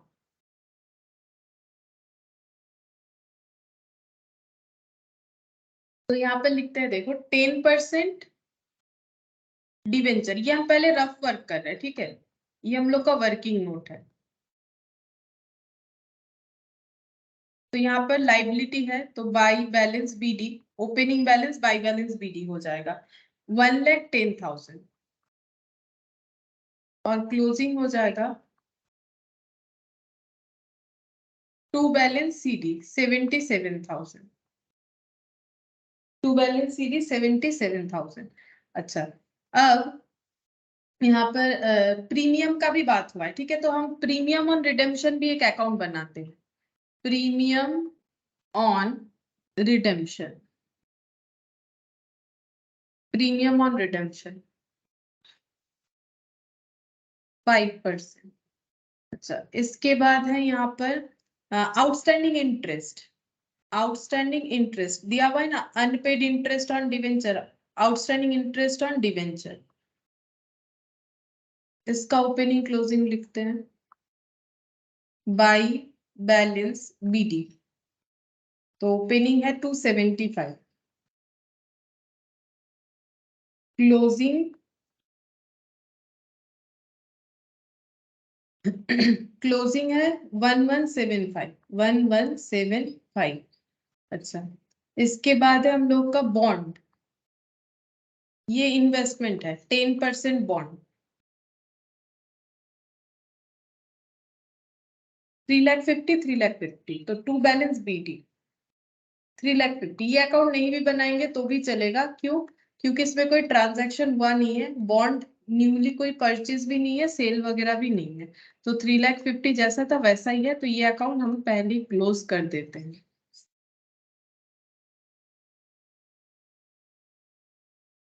और इंटरेस्ट है एक्रूड इंटरेस्ट ऑन बॉन्ड, क्योंकि बॉन्ड ही इनका इन्वेस्टमेंट है और इसमें एक्रूड इंटरेस्ट दिखा रहा है। एसेट है, मतलब इन्वेस्टमेंट क्या है, इंटरेस्ट मिलने वाला है ये ईयर एंड में 10,500, तो ओपनिंग ये एसेट है, तो टू बैलेंस बीडी तो क्लोजिंग में बाय बैलेंस सीडी, ठीक है, तो ये हो जाएगा 10,500। अच्छा, अब हम लोग क्या करेंगे, यहाँ पर पुट करेंगे, लेकिन पहले डिवेंचर रिडेम्पशन का एंट्री बता देते हैं जिनको नहीं पता है। देखो लोन है, लोन रीपे होने से क्या होगा, ऐसे हो जाएगा 10% डिवेंचर अकाउंट डेबिट। अब प्रीमियम भी दे रहा है साथ साथ, तो प्रीमियम ऑन रिडेम्पशन ये लॉस होता है। जैसे मान लो हम लोगों ने 100 रुपए का लोन लिया और जब लौटा रहे हैं टू बैंक करके तब 105 लौटा रहे हैं, तो 5 रुपीज का जो एक्स्ट्रा पेमेंट हुआ उसे प्रीमियम बोला जाता है। इस तरह से एंट्री होता है, तो ये एंट्री होगा। अब देखो टू बैंक भी कर सकते हो या फिर यहाँ पर फिर और एक अकाउंट बनाना पड़ेगा। यहाँ पर हम लोग लिख सकते हैं डिवेंचर होल्डर, ठीक है, मतलब हम लोग डिवेंचर होल्डर को ये पे करना चाहते हैं, फिर यहाँ पर हो जाएगा डिवेंचर होल्डर टू बैंक जब हम लोग पे करेंगे। तो इस तरह से एंट्री होगा, हम दिखा देते हैं, जैसे हम लोग का यहाँ पर जो अमाउंट है उसके हिसाब से दिखाते हैं। अच्छा, सबसे पहले डिवेंचर इशू हुआ था 1,10,000, अब एंड में इतना बच रहा है, तो मुझे ये बताओ कि कितना डिवेंचर रिडीम हो रहा है, मतलब लोन कितना रिडीम हो रहा है, कौन बता सकता है, मुझे बोल सकते हो कि लोन कितना रिडीम हो रहा है। 1,10,000 से 77 हुआ है, लोन कितना रिडीम हुआ है। मेरा लोन पहले 1,10,000 था, अभी लोन बचा हुआ है 77, तो कितना रिडीम हुआ है। 33,000। तो बोला रे भाई। 33,000। हाँ 33,000, 77 को लेस कर दो, सही बात है, 33,000 होगा, सही बात। 33,000 का लोन हम लोग रीपे कर रहे हैं, ठीक है, तो यहाँ पर कितना लिखना है 33,000। अब प्रीमियम कितना दे रहे हैं, एक्स्ट्रा पैसा दे रहे हैं, ठीक है, तो ये जिनका डिवेंचर चैप्टर है अगर क्लास करते हो तो समझ में आएगा, ठीक है। तो ये देखो 5% प्रीमियम, तो ये रहा 5% प्रीमियम देंगे, तो इस पे 5% एक्स्ट्रा देंगे, ठीक है, तो ये रहा 5%, तो यहाँ पर हो जाएगा 1,650। वैसे अभी भी समझ में आएगा, ऐसा नहीं है कि नहीं समझ में आएगा। तो 33,000 का लोन उस पे 1,650 एक्स्ट्रा दे रहा है, तो हम लोग टोटल कितना देने का प्रॉमिस किए हैं, मतलब कंपनी ऐसा करती है, ठीक है, प्रीमियम पे रिडीम करती है 34,650। अब 34,650 का क्रेडिटर मतलब डिवेंचर होल्डर कौन है, ह्यूमन बीइंग पर्सन, जिनको हमें ये पैसा देना है, जब दे देंगे तो ऐसे हो जाएगा 34,600, ये गलती से मैंने 6 लिख दिया, 34,650। अब अगर हम लोग चाहे तो डिवेंचर होल्डर अकाउंट, जैसे कि मैंने यहाँ नहीं बनाया है, तो तुम लोग भी अगर नहीं बनाते हो तो ये एंट्री इस तरह से नहीं करके ये डायरेक्टली ये वाला पॉइंट को हटा के डायरेक्टली टू बैंक कर सकते हो यहाँ पर पोस्ट करने के लिए, या फिर चाहो तो डिवेंचर होल्डर अकाउंट बना सकते हो, ठीक है। अब हम लोग का पोस्टिंग कैसे होगा, देखो 10% debenture, 5% premium to debenture holder, तो हमारे पास कौन सा अकाउंट है 10% डिवेंचर, तो 10% डिवेंचर टू डिवेंचर होल्डर। हम एक बार होल्डर वाला अकाउंट बना के ही दिखा देते ताकि क्लियरली समझ में आ जाए। तो यहाँ पर हो गया डिवेंचर होल्डर, तो जितना पैसा देना है उतने अमाउंट से हमें ड्यू करना पड़ेगा, ठीक है, तो डिवेंचर होल्डर बोल के हम लोग कितना दिखाएंगे 34,650। अच्छा, फिर यहाँ पर जब पेमेंट होगा तो डिवेंचर होल्डर टू बैंक हो जाएगा, तो यहाँ एक डिवेंचर होल्डर अकाउंट बनाना पड़ेगा।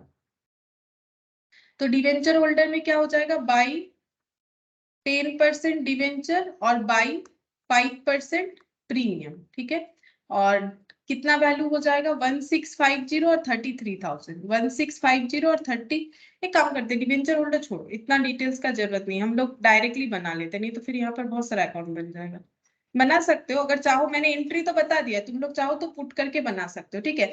हम इस चीज को एक बार इग्नोर कर रहे हैं, ये डिवेंचर होल्डर इसका हमें जरूरी नहीं है ना, कैश फ्लो के लिए तो हमें कैश या बैंक ये देखने से होगा, ये कर सकते हो, एक अकाउंट एक्स्ट्रा होगा और कुछ नहीं। तो यहाँ पर अगर हम इसको इग्नोर करते तो मेरा एंट्री हो जाएगा 10% डिवेंचर, ये हम हटा देते हैं प्रीम ये वाला, तो डायरेक्ट हो जाएगा टू बैंक। अब अगर हम लोग इसको स्प्लिट करें तो ये कैसे आएगा, 10% डिवेंचर टू बैंक और 5% प्रीमियम टू बैंक। तो 10% डिवेंचर टू बैंक जब लिखेंगे तो यहाँ पर डिवेंचर में टू बैंक बोल के लिखना पड़ेगा 33,000, इसके जगह लिखेंगे 33,000, क्योंकि जब स्प्लिट होता है तो वैल्यू तो उसी हिसाब से पुट होगा ना। तो ये क्या हो जाएगा, ये एंट्री 33,000 से हो गया। अब यहाँ पर प्रीमियम का अकाउंट मैंने बना रखा है, तो प्रीमियम टू बैंक, तो टू बैंक बोल के 1650 हो जाएगा। तो यहाँ पर लिख देंगे टू बैंक, इससे जल्दी होगा, ठीक है। वो डिवेंचर होल्डर भी बना सकते हो, फिर और एक बार करके क्रॉस पोस्टिंग करना पड़ेगा, इसीलिए मैंने हटा दिया। तो टू बैंक ये वाला हो जाएगा, ठीक है। अच्छा, अब यहाँ पर देखते हैं, प्रीमियम को बोला था पीएल में चार्ज करने के लिए, ठीक है। यहाँ पर बोला था premium was charge to PL account, तो यहाँ पर पीएल लॉस हुआ ना, तो प्रीमियम हमारा लॉस है, प्रीमियम पे किया हम लोगों ने, तो ये बाई पीएल बोल के पीएल में क्लोज करने के लिए बोला गया है, तो मैंने इसको क्लोज कर दिया, ठीक है।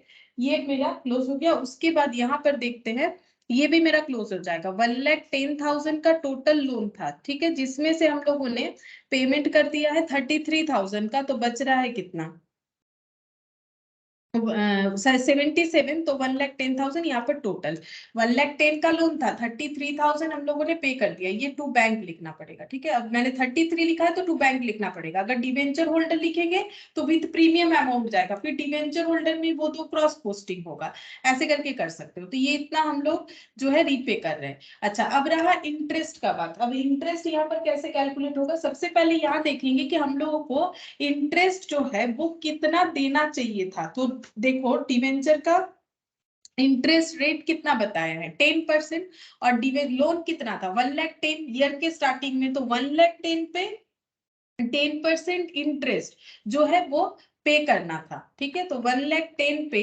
10% इंटरेस्ट अगर हम लोग पे करते हैं तो वो अमाउंट हो जाएगा 11,000, ठीक है। अब हम लोग डिवेंचर जो इंटरेस्ट अकाउंट है उस पे चलते हैं। अब इंटरेस्ट अकाउंट में हमें क्या लिखना पड़ेगा, बाई पीएल, क्योंकि करेंट ईयर का जो भी इंटरेस्ट होता है वो हम लोग कहाँ दिखाते हैं, प्रॉफिट एंड लॉस अकाउंट में। सोचो, अगर तुम लोग नॉर्मल फाइनल अकाउंट भी कभी किए हो या कैसा भी एडजस्टमेंट हो, मान लो किसी ने 1 लाख का लोन लिया तो उस पे 10% यानी 10,000 का इंटरेस्ट उसे दिखाना पड़ेगा पीएल में। अब 10,000 को पूरा पे किया हो या 8,000 पे किया है, 2,000 बाकी है, क्योंकि हम लोग का जो अकाउंट बनता है वो एक्रूवल बेसिस पे बनता है। तो ड्यूरिंग द ईयर का जो भी एक्सपेंसेस या इनकम है वो हमें दिखाना चाहिए, चाहे वो रिसीप्ट रिसीवेबल हो चाहे वो पेड पेएबल हो। मतलब अगर मुझे किसी को 10,000 रुपए सैलरी देना है इस साल का, मैंने 8,000 का कैश आउटफ्लो करवाया, 8,000 दिया है, 2,000 बाकी रखा है, फिर भी मेरा पीएल में तो ये पूरा 10,000 ही आएगा, क्योंकि मेरा अकाउंट एक्चुअल बेसिस पे बनता है। लेकिन कैश फ्लो में सिर्फ 8,000 आएगा, वो बात अलग है। आउटस्टैंडिंग जो है हमारे बैलेंस शीट में लायबिलिटी के साथ एडजस्ट होगा, वो नहीं कह रहे। अभी हम ये यहाँ अकाउंट बना रहे हैं, तो अकाउंट का इम्पैक्ट में क्या होगा, मुझे इंटरेस्ट जितना देना है, मेरा इंटरेस्ट का खर्चा इस साल का जितना है वो पूरा मेरा पीएल में चार्ज होगा। वो मेरा पीएल में यहाँ पर फिर कैसे दिखेगा, 1,10,000 इंटू कितना होगा इंटरेस्ट, 1,10,000 इंटू 10%, यानी इंटरेस्ट का अमाउंट हो जाएगा 11,000। ये क्या है, ये है इंटरेस्ट मतलब चार्ज, ठीक है। इंटरेस्ट एक्सपेंस, इसको हम लोग बोलेंगे इंटरेस्ट एक्सपेंस। अब इंटरेस्ट एक्सपेंस ही पेड है कि नहीं वो तो बाद में पता चलेगा, ठीक है। वो पेड नहीं है, अगर वो पेड होता तो यहाँ आउटस्टैंडिंग नहीं दिखता। बात समझो, अगर मेरा इंटरेस्ट का खर्चा जो है वो अगर मैंने पूरा ही पे कर दिया होता, 11,000 का 11,000 पे कर दिया होता, तो मेरा यहाँ पर आउटस्टैंडिंग कुछ नहीं दिखता, ठीक है। तो मेरा करेंट ईयर का 11,000 का एक्सपेंसेस, प्रीवियस ईयर का जो इंटरेस्ट का एक्सपेंसेस था उसमें से 275 हम लोगों ने पे नहीं किया था। तो अभी हमें 11,275 अगर हम लोग टोटल ये खर्चा दे देते हैं, जिसमें से ये करेंट ईयर का, ये प्रीवियस ईयर का, ये दे देने से क्लियर हो जाएगा इंटरेस्ट का पूरा पेमेंट, कुछ भी बाकी नहीं रहेगा। लेकिन हम लोग को क्लियरली दिख रहा है कि 1,175 बाकी है, तो 1,175 बाकी है। बाकी जो है वो बाकी नहीं है, मतलब 10,100 बाकी नहीं है, सिर्फ और सिर्फ 1,175 बाकी है। तो इसका मतलब ये 10,100 हम लोगों ने क्या कर दिया होगा, बोलो। अगर मेरा बात समझ में आया तो 10,100 हम लोगों ने क्या कर दिया होगा, बोलो। अरे पेमेंट पेमेंट हो गया। हाँ, पेमेंट हो गया, तो टू बैंक हो जाएगा, ठीक है। ये हम लोग का पेमेंट हो गया, ये इस तरह से हो गया। अब पेमेंट जो हो गया वो कौन सा एक्टिविटी है, साथ साथ ये भी बता दो, जो पेमेंट हो गया वो कौन सा एक्टिविटी है, डिवेंचर का इंटरेस्ट पे हुआ है वो कौन सा एक्टिविटी है, ये है पेड अमाउंट, ये कौन सा एक्टिविटी है, और जो पीएल का है वो कौन सा एक्टिविटी है। हाँ बोलो। অপারেটিং অ্যাক্টিভিটি যেটা পে হচ্ছে সেটা বলো কোনটা, টু ব্যাংকটা কি হবে, লোনের ইন্টারেস্ট, তো লোনের ইন্টারেস্ট বলো বলো, আমি শুনতে পেলাম ঠিকই বলছিলে। অপারেটিং অ্যাক্টিভিটি হবে লোন না, লোনের इंटरेस्ट पेड, तो लोन का interest paid, interest loan, loan कौन सा आइटम है,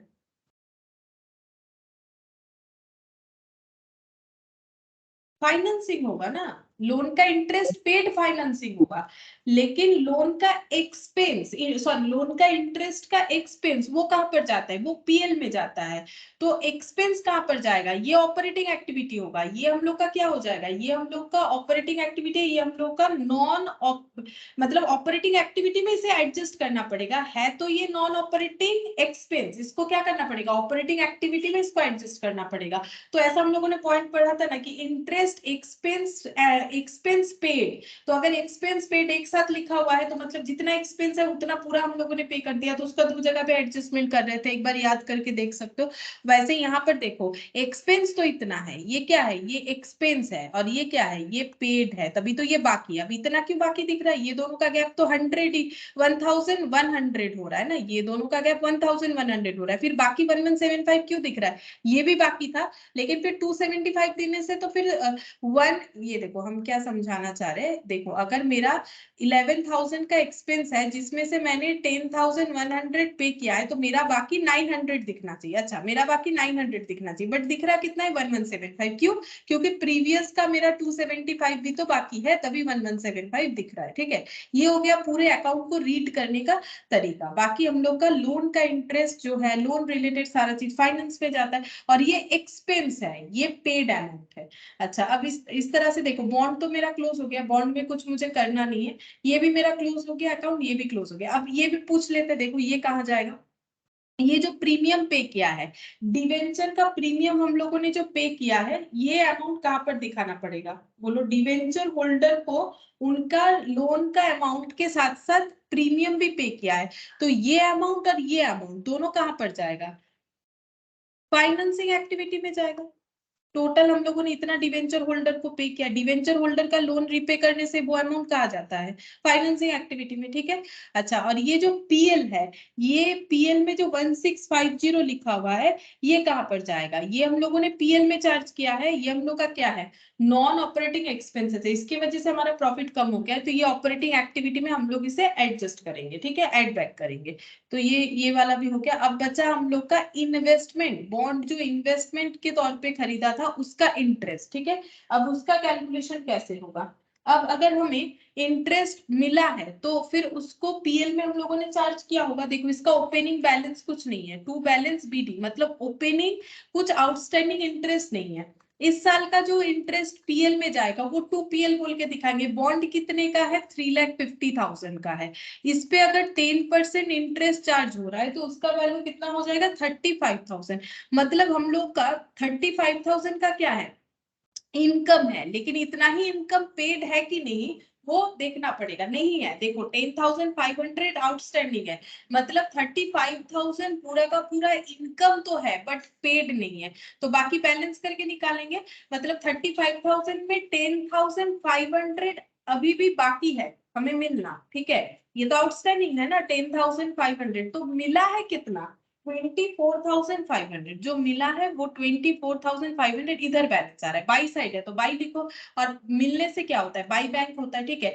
ये हमें क्या मिला है, इंटरेस्ट। अब बताओ ये एक्टिविटी कहां पर जाएगा, ये जो बाई बैंक है ये अकाउंट क्लोज हो गया, ठीक है, ये अकाउंट क्लोज हो गया, मुझे ये बताओ ये 2PL वाला कहाँ एडजस्ट होगा, और ये बाई बैंक, पहले बताओ ये बाई बैंक बोल के जो इंटरेस्ट का अमाउंट रिसीव हुआ ये कहां पर दिखाना चाहिए, ये कौन सा एक्टिविटी है, बाई बैंक बोल के जो इंटरेस्ट का अमाउंट रिसीव हुआ, इन्वेस्टमेंट का इंटरेस्ट का अमाउंट तो कहां पर जाएगा, इन्वेस्टमेंट का इंटरेस्ट का amount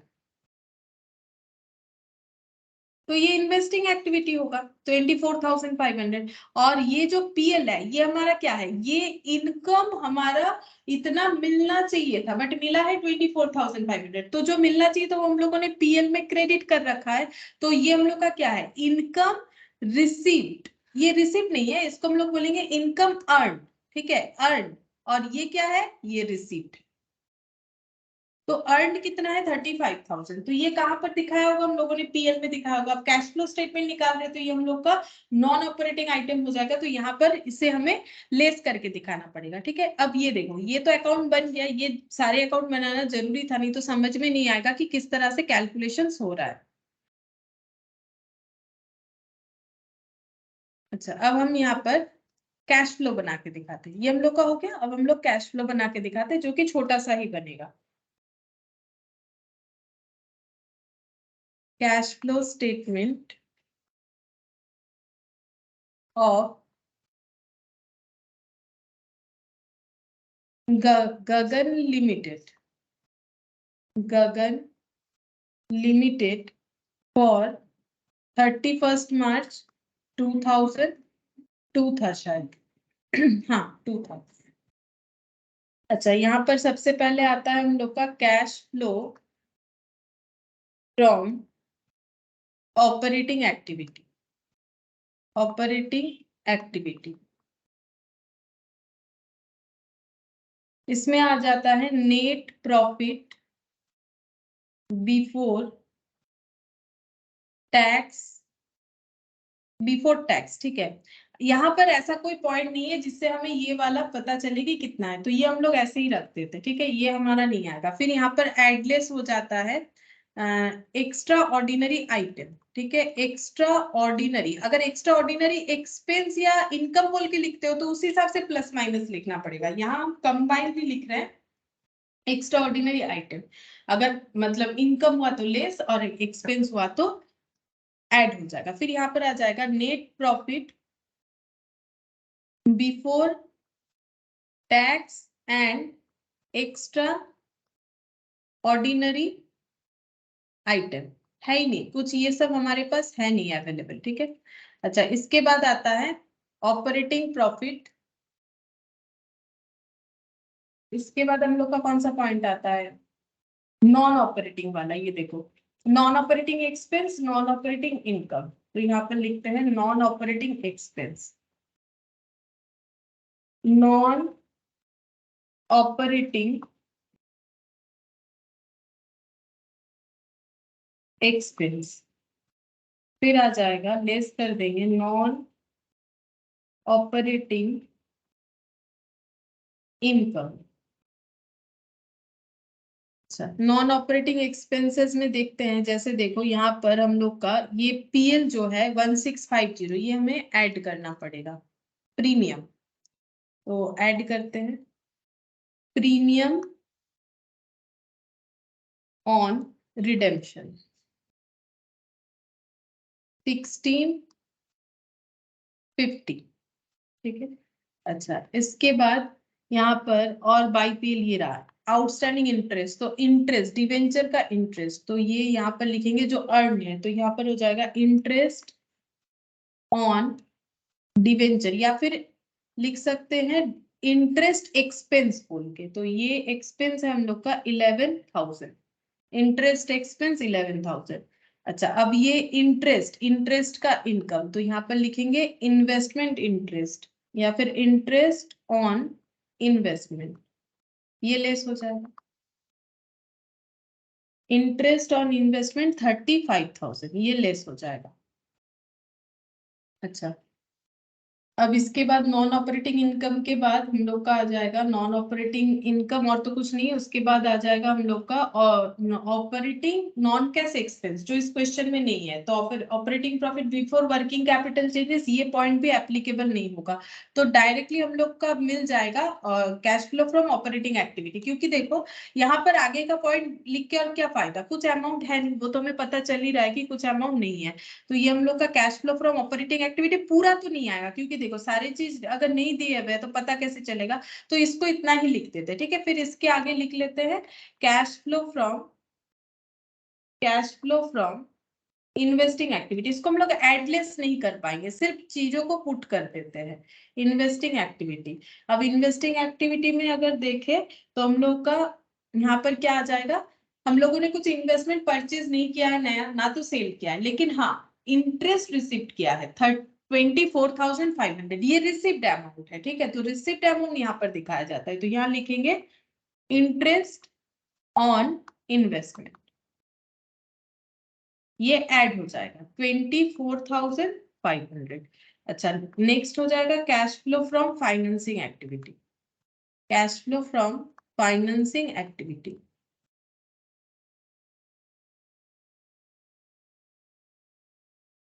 cash flow from financing activity में आ जाएगा, यहाँ पर देखो redemption of debenture 33,000, redemption of debenture, ये लेस हो जाएगा 33,000 का डिवेंचर रिडीम हुआ है।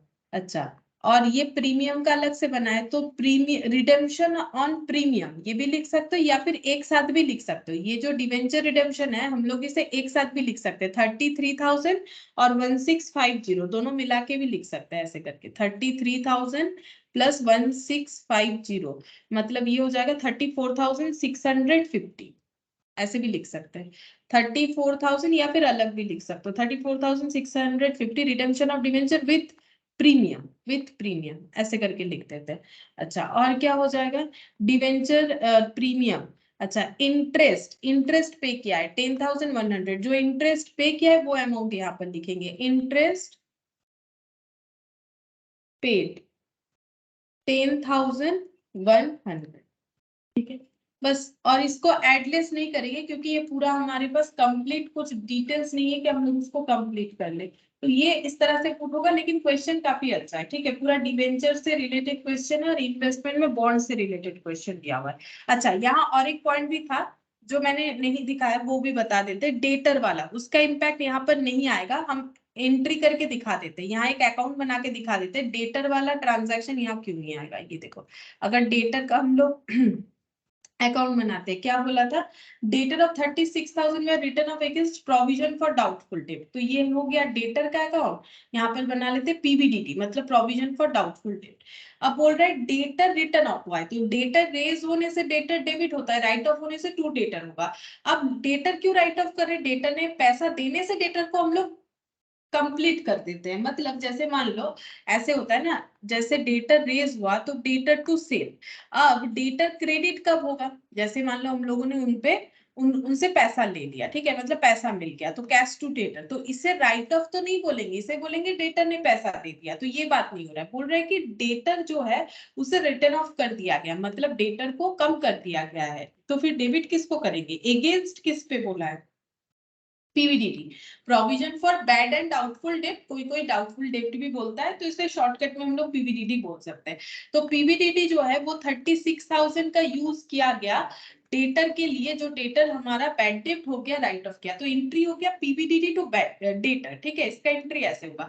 अब इसको अगर पोस्ट करेंगे यहाँ पर तो ये हो जाएगा पीवीडीटी टू डेटर, मतलब बाय पीवीडीटी, यहाँ पर हो जाएगा बाय पीवीडीटी। वैसे हमारे पास डेटर का ओपनिंग क्लोजिंग कुछ दिया हुआ नहीं है, तो बाय पीवीडीटी 36,000 और पीवीडीटी में हो जाएगा टू डेटर 36,000, ठीक है। और अगर कोई अमाउंट रहता है तो वो हम लोग लिख देते हैं कितना राइट ऑफ हुआ, जैसे मान लो पीवीडीटी का कोई क्लोजिंग बैलेंस है लिख देते हैं, वो हमारे पास अवेलेबल नहीं है, लेकिन इसका कोई इम्पैक्ट जो है हमारे कैश फ्लो स्टेटमेंट में नहीं आएगा। क्यों नहीं आएगा, देखो जो हम डेटर जो हमारा कम या ज्यादा हो रहा है उससे हमारा डेटर का क्लोजिंग बैलेंस अलग दिखेगा, तो हम लोग उसे वर्किंग कैपिटल चेंजेस में दिखाएंगे, जो कि हमारे पास इंफॉर्मेशन यहाँ अवेलेबल नहीं है। दूसरा पॉइंट रहा प्रोविजन का, तो जब प्रोविजन क्रिएट किया जाता है तो ऑब्वियसली ऑपरेटिंग एक्टिविटी में उसका इंपैक्ट दिखाया जाता है, लेकिन ये क्रिएट नहीं है, ये क्रिएट किया हुआ प्रोविजन का यूज किया गया है डेटर को राइट ऑफ करने के लिए, इस वजह से यहाँ पर वो पॉइंट का कोई इंपैक्ट नहीं आने वाला, ठीक है। तो ये यहाँ पर लिख देते हैं, देखो यहाँ पर हम समझाने के लिए एक बार लिख देते हैं, debtors return off against provision for doubtful debt does not require any adjustment in cash। इसका कैश फ्लो में कोई एडजस्टमेंट का जरूरत नहीं होगा। ठीक है, क्यों नहीं होगा वो भी मैंने समझाया। कैश फ्लो में उसी का इम्पैक्ट आता है। देखो फाइनेंसिंग इन्वेस्टिंग में तो उसी का इम्पैक्ट आएगा जो हमारा कैश आउटफ्लो करवाएगा या कैश इनफ्लो करवाएगा। तो ये यहाँ पर तो कैश इनफ्लो आउटफ्लो का तो कोई क्वेश्चन आ नहीं रहा है। बाकी रहा ऑपरेटिंग एक्टिविटी में हम लोग जो एडजस्टमेंट करते हैं वो भी नहीं होगा। अगर ये पीवीडीटी क्रिएट किया हुआ होता तो ऑब्वियसली वहां पर जाता, वहां पर एडजस्ट करना पड़ता। कहाँ पर होता फिर? नॉन ऑपरेटिंग इसमें आ जाता। ठीक है, तो यहाँ पर तो वो नहीं, प्रोविजंस क्रिएट तो हो नहीं रहा है। ठीक है, तो फिर यहाँ पर तो नहीं होगा। हम लोगों का ये प्रोविजन क्रिएटेड है उसमें से 36,000 यूज किया गया है क्योंकि वो डेटर को राइट ऑफ करने के लिए लगाया गया। अच्छा, ये वाला क्वेश्चन हम लोग का हो गया। अब सेकेंड वाला हो गया। ठीक है, अब हम लोग थर्ड वाला देखते हैं। तो थर्ड क्वेश्चन नंबर 3।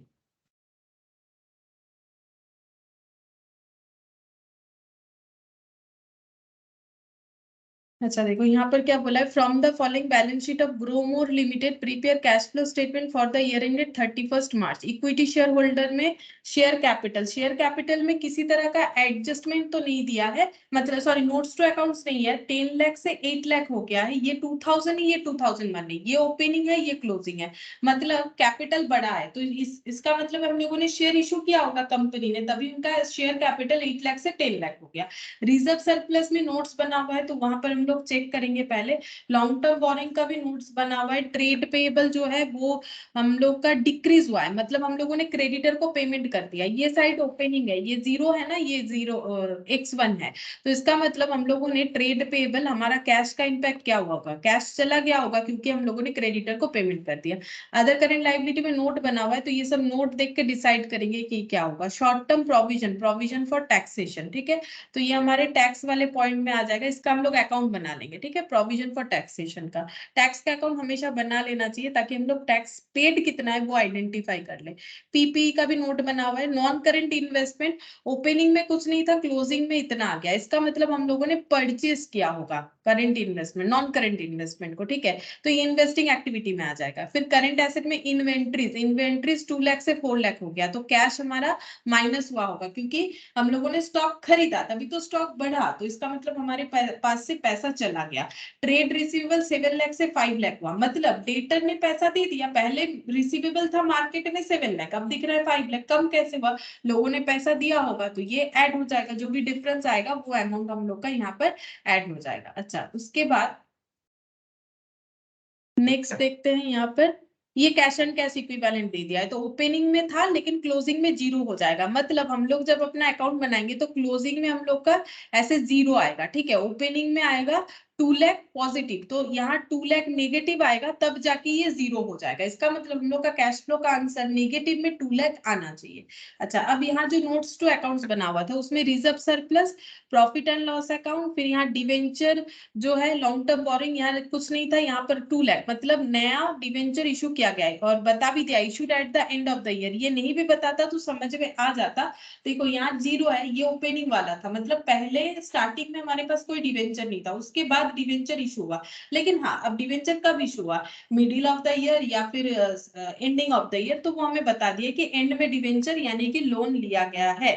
फिर उसके बाद अदर करेंट लायबिलिटी में डिविडेंड पेएबल दिख रहा है। पहले 1 लाख पेएबल दिख रहा था प्रीवियस ईयर, अब क्लोजिंग में नहीं दिख रहा है, इसका मतलब पे हो गया होगा। ठीक है, प्रॉपर्टी प्लांट इक्विपमेंट में 5 लाख से प्लांट 7 लाख हो गया तो परचेज हो सकता है, रीजन की प्लांट का वैल्यू बढ़ गया। बिल्डिंग 4 लाख से 6 लाख हो गया, इसका भी रीजन परचेज हो सकता है। अब ये नेट कैरिंग वैल्यू का मतलब ये टोटल करके रखा है। ठीक है, टोटल बता रहा है दोनों का carrying value. Depreciation 25% was charge on opening value of plant and machinery.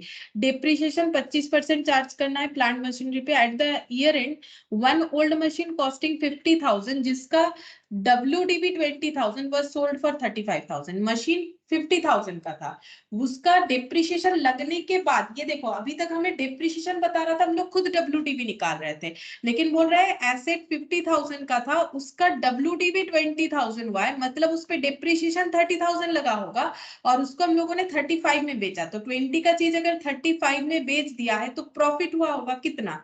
15,000 का, ठीक है। फिर परचेज भी किया गया है, वो तो देख के पता चल रहा था कि एसेट का वैल्यू बढ़ा है तो परचेज हो सकता है। अभी सेल का भी इंफॉर्मेशन दिया है और बोल रहे परचेज भी हुआ है, तो अकाउंट बैलेंस करेंगे तो पता चल जाएगा कितना परचेज हुआ है। 50,000 इनकम टैक्स पे हुआ है, तो वो provision for income tax account बनाएंगे ना, तो वहां पर दिखा देंगे कि कितना पे हुआ है, और ऑपरेटिंग एक्टिविटी में भी दिखाएंगे। Construction of building got completed on 31st March 2001 and here no depreciation may be charge on the same. अच्छा, तो जो बिल्डिंग है उस पर डिप्रिसिएशन चार्ज नहीं करना है, और बिल्डिंग जो है वो 31st March 2001 को कंप्लीट हुआ है। हम लोग को कैश फ्लो बनाने के लिए बोला गया, ठीक है। तो यहाँ पर लिखते हैं cash flow statement of Gromor limited for 31st March 2001।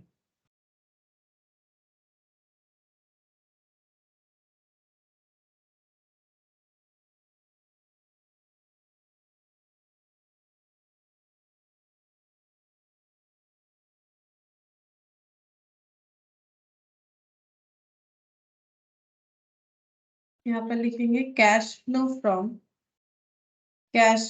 From operating activity.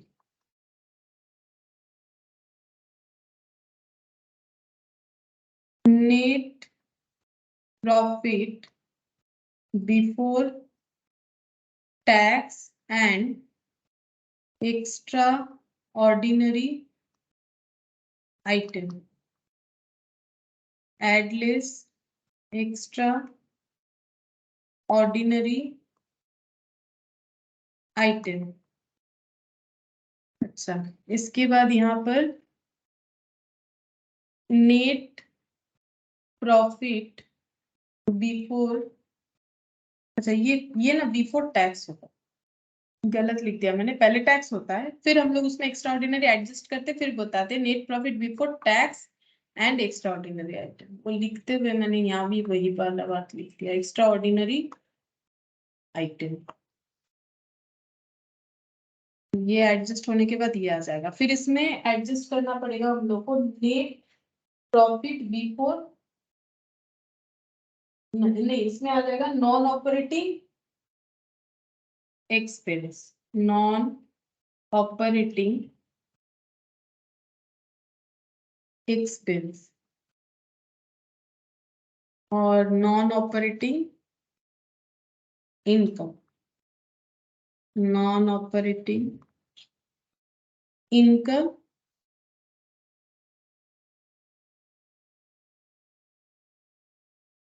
Non operating expense, non operating income, फिर operating non cash expense, operating non cash expense. फिर यहाँ पर लिखेंगे operating profit before working capital changes, operating profit before working capital changes.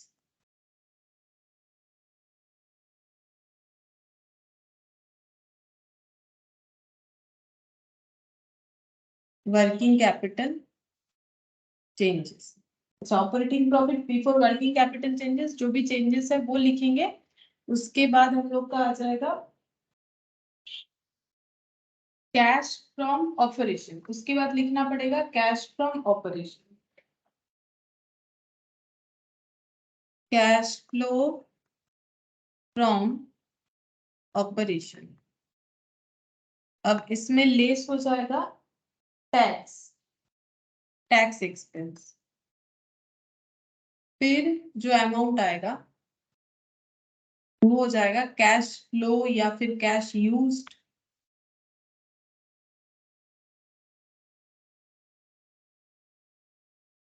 देखेंगे क्या आएगा। फिर यहाँ पर लिखते हैं cash flow from investing activity, investing activity, और cash flow from financing activity, cash flow from financing activities.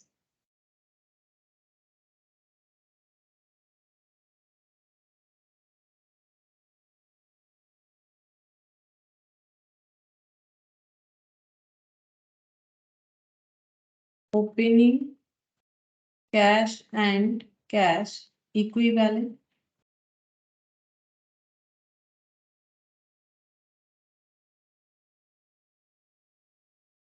Closing cash and cash equivalent. तो क्लोजिंग तो 0 आ रहा है। अच्छा, ओपनिंग में था 2 लाख, ऐसा ही देखा था मैंने। ठीक है, जब स्टार्टिंग से फिर से चेक करेंगे तो लिख लेंगे। अच्छा, अब वर्किंग नोट क्या क्या बनेगा? प्लांट मशीनरी का बनना चाहिए, ठीक है, और एक टैक्स का बनाएंगे। यहाँ पर बना लेते हैं वर्किंग नोट में plant and machinery account,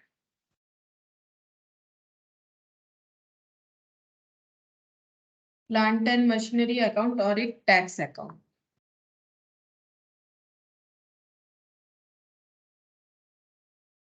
plant and machinery का to balance BD by balance CD, tax का ऑपोजिट बाय बैलेंस बीडी और टू बैलेंस सीडी। तो यहाँ पर प्लांट एंड मशीनरी 5 लाख, ये ओपनिंग है ये क्लोजिंग है। Opening 5 lakh, closing 6 lakh, 7 lakh, sorry 7 lakh होगा, यहाँ पर 7 लाख दिया हुआ था। अच्छा, टैक्स का देखते हैं, आगे मिल जाएगा।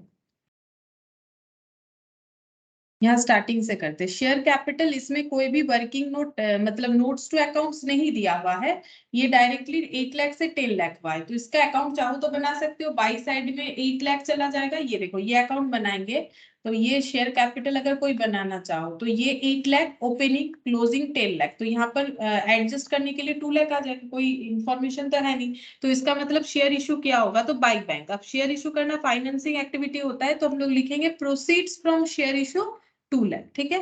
तो अगर चाहो तो अकाउंट बना सकते हो, जैसे हम शॉर्टकट पे दिखा रहे, अभी थोड़ा सा लिख लो, बाद में उसको ठीक कर लो, ठीक है। तो यहाँ पर दिखाते हैं प्रोसीड्स फ्रॉम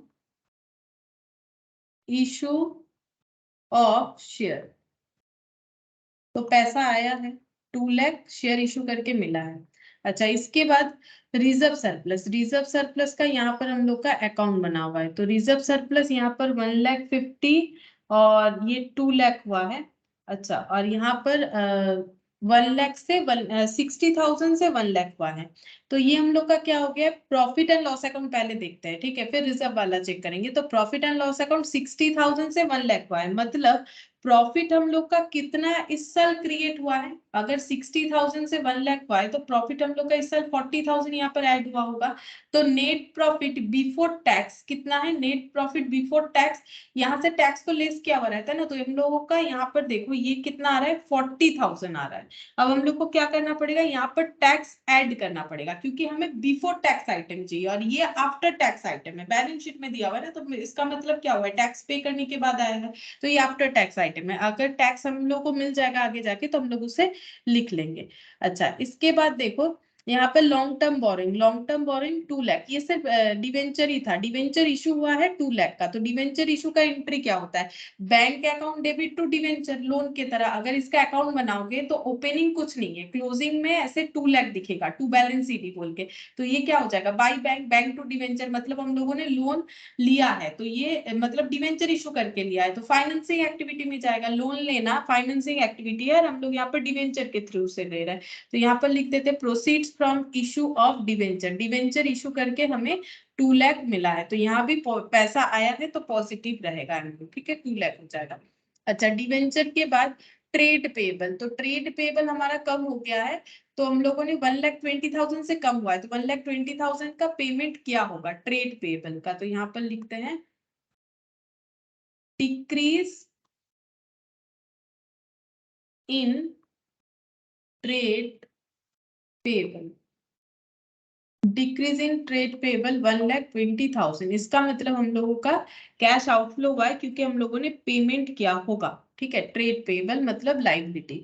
अच्छा, इसके बाद other current liability, other current liability point number 3, dividend payable. ठीक है, तो डिविडेंड पेबल 1 लाख है। अब ये देखो, ये ओपनिंग में पेबल था, इसका अगर अकाउंट बनाते हैं, ये देखो इसका अगर अकाउंट बनाते हैं, ये बाई साइड मान लो, ठीक है, तो ये by side by balance BD ऐसे दिख रहा है। अब इस साल जीरो हो गया, मतलब पे कर दिया है, तो टू बैंक, तो डिविडेंड जो हमारा पेबल हालत में था वो हम लोगों ने पे कर दिया, तो पे कर दिया तो हमारे पॉकेट से पैसा गया। ये फाइनेंसिंग एक्टिविटी है, डिविडेंड पे करना, तो डिविडेंड पेड 1 लाख ये हम लोग को दिखाना पड़ेगा। ठीक है, फाइनेंसिंग एक्टिविटी में dividend paid, dividend paid 1 lakh. अच्छा, ये हो गया हम लोग का अदर करेंट लायबिलिटी का इंफॉर्मेशन। फिर है शॉर्ट टर्म प्रोविजन, इसका अकाउंट बनाएंगे, प्रोविजन फॉर टैक्स, ये ओपनिंग है 70,000, क्लोजिंग 1 लाख, 70,000 और 1 लाख, यहाँ से हमें टैक्स एक्सपेंसेस मिल जाएगा कितना है। अच्छा, इसके बाद प्रॉपर्टी प्लांट इक्विपमेंट, ये देख लेते हैं। प्रॉपर्टी प्लांट इक्विपमेंट में यहाँ पर प्लांट एंड मशीनरी और लैंड एंड बिल्डिंग। ठीक है, प्लांट मशीनरी का तो अकाउंट बना रखा है, देखते हैं क्या क्या दे रखा है।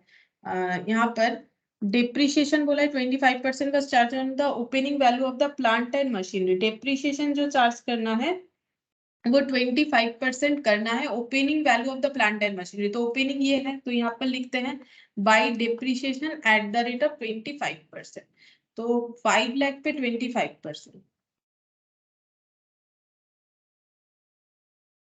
1,25,000। क्वेश्चन में हमें बता दिया है कि ओपनिंग बैलेंस पे ही लगेगा, तो हम लोगों ने ओपनिंग बैलेंस पे लगा दिया। ठीक है, अच्छा, उसके बाद बोल रहा है कि मशीन बेचा गया है जिसका कॉस्ट था 50,000, कितने से बेचा गया है, यहाँ पर 35,000, तो ये प्लांट एंड मशीनरी अकाउंट में हो जाएगा। बाई बैंक, सेल करके जो पैसा आएगा उसे हम लोग लिखेंगे बाई बैंक, बाई बैंक बोल के लिखेंगे 35,000, और बेच के प्रॉफिट भी हुआ है तो 2PL दिखाएंगे। अभी चेक किया था ना, प्रॉफिट ऑन सेल हो रहा है, प्रॉफिट ऑन सेल कैसे चेक किया था हम लोगों ने, ये देखो, एसेट का वैल्यू हुआ था 20,000, ठीक है, बेचा 35 में, तो 20 और 35 का डिफरेंस 15,000, तो हम लोग का प्रॉफिट ऑन सेल कितना हो गया 15,000। अगर याद नहीं रहेगा तो यहाँ पर देख सकते हैं, यहाँ पर कॉस्ट है 50,000, कॉस्ट है 50,000, WTB मतलब बचा हुआ वैल्यू, WTB है एसेट का 20,000। ठीक है, तो इसका मतलब एसेट पे डेप्रिशिएशन कितना लगा था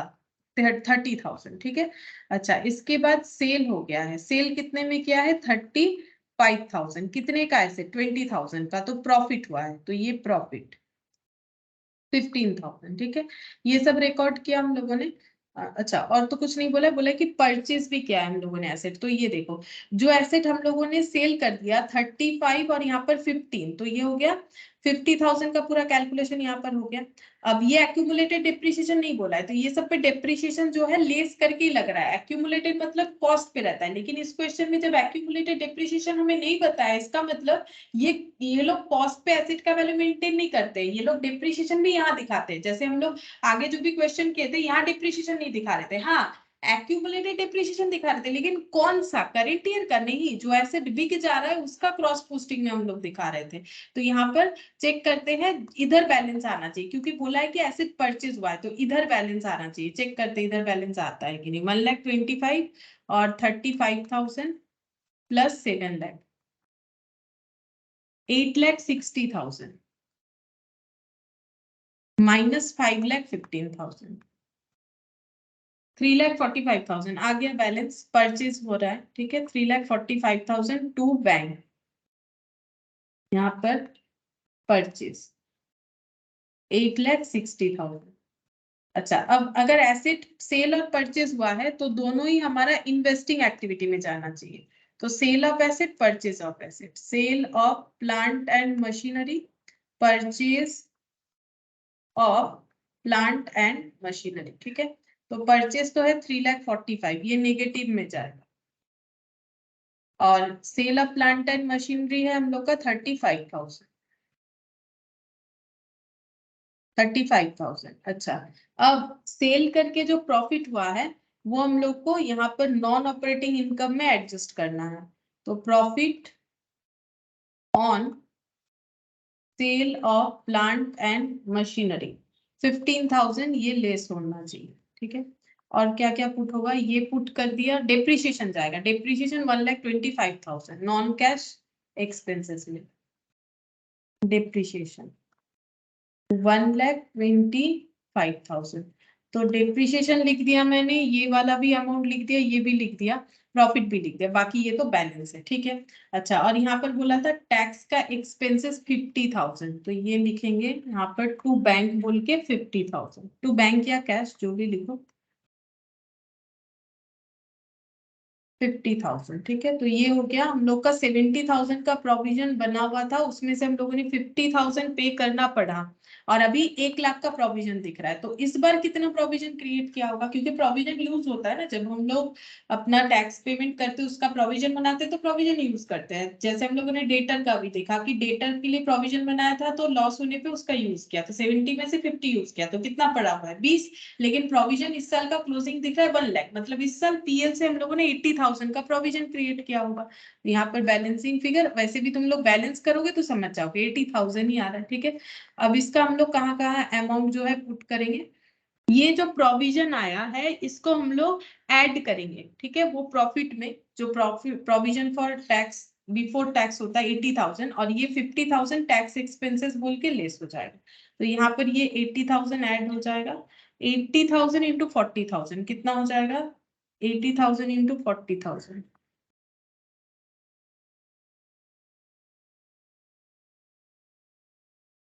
1,20,000, ठीक है। अब हम लोग का एक्स्ट्रा ऑर्डिनरी आइटम तो कुछ है नहीं, तो यहाँ पर भी 1,20,000 आ जाएगा। अच्छा, फिर यहाँ पर और टैक्स एक्सपेंसेस कितना आया, टैक्स एक्सपेंसेस है 50,000, यहाँ पर 50,000 ये लेस होगा। अच्छा, और क्या बचा है, बाकी चीज तो मैंने, अच्छा लैंड एंड बिल्डिंग 4 लाख से 6 लाख हुआ, तो परचेज हुआ है यहाँ पर, purchase of land and building,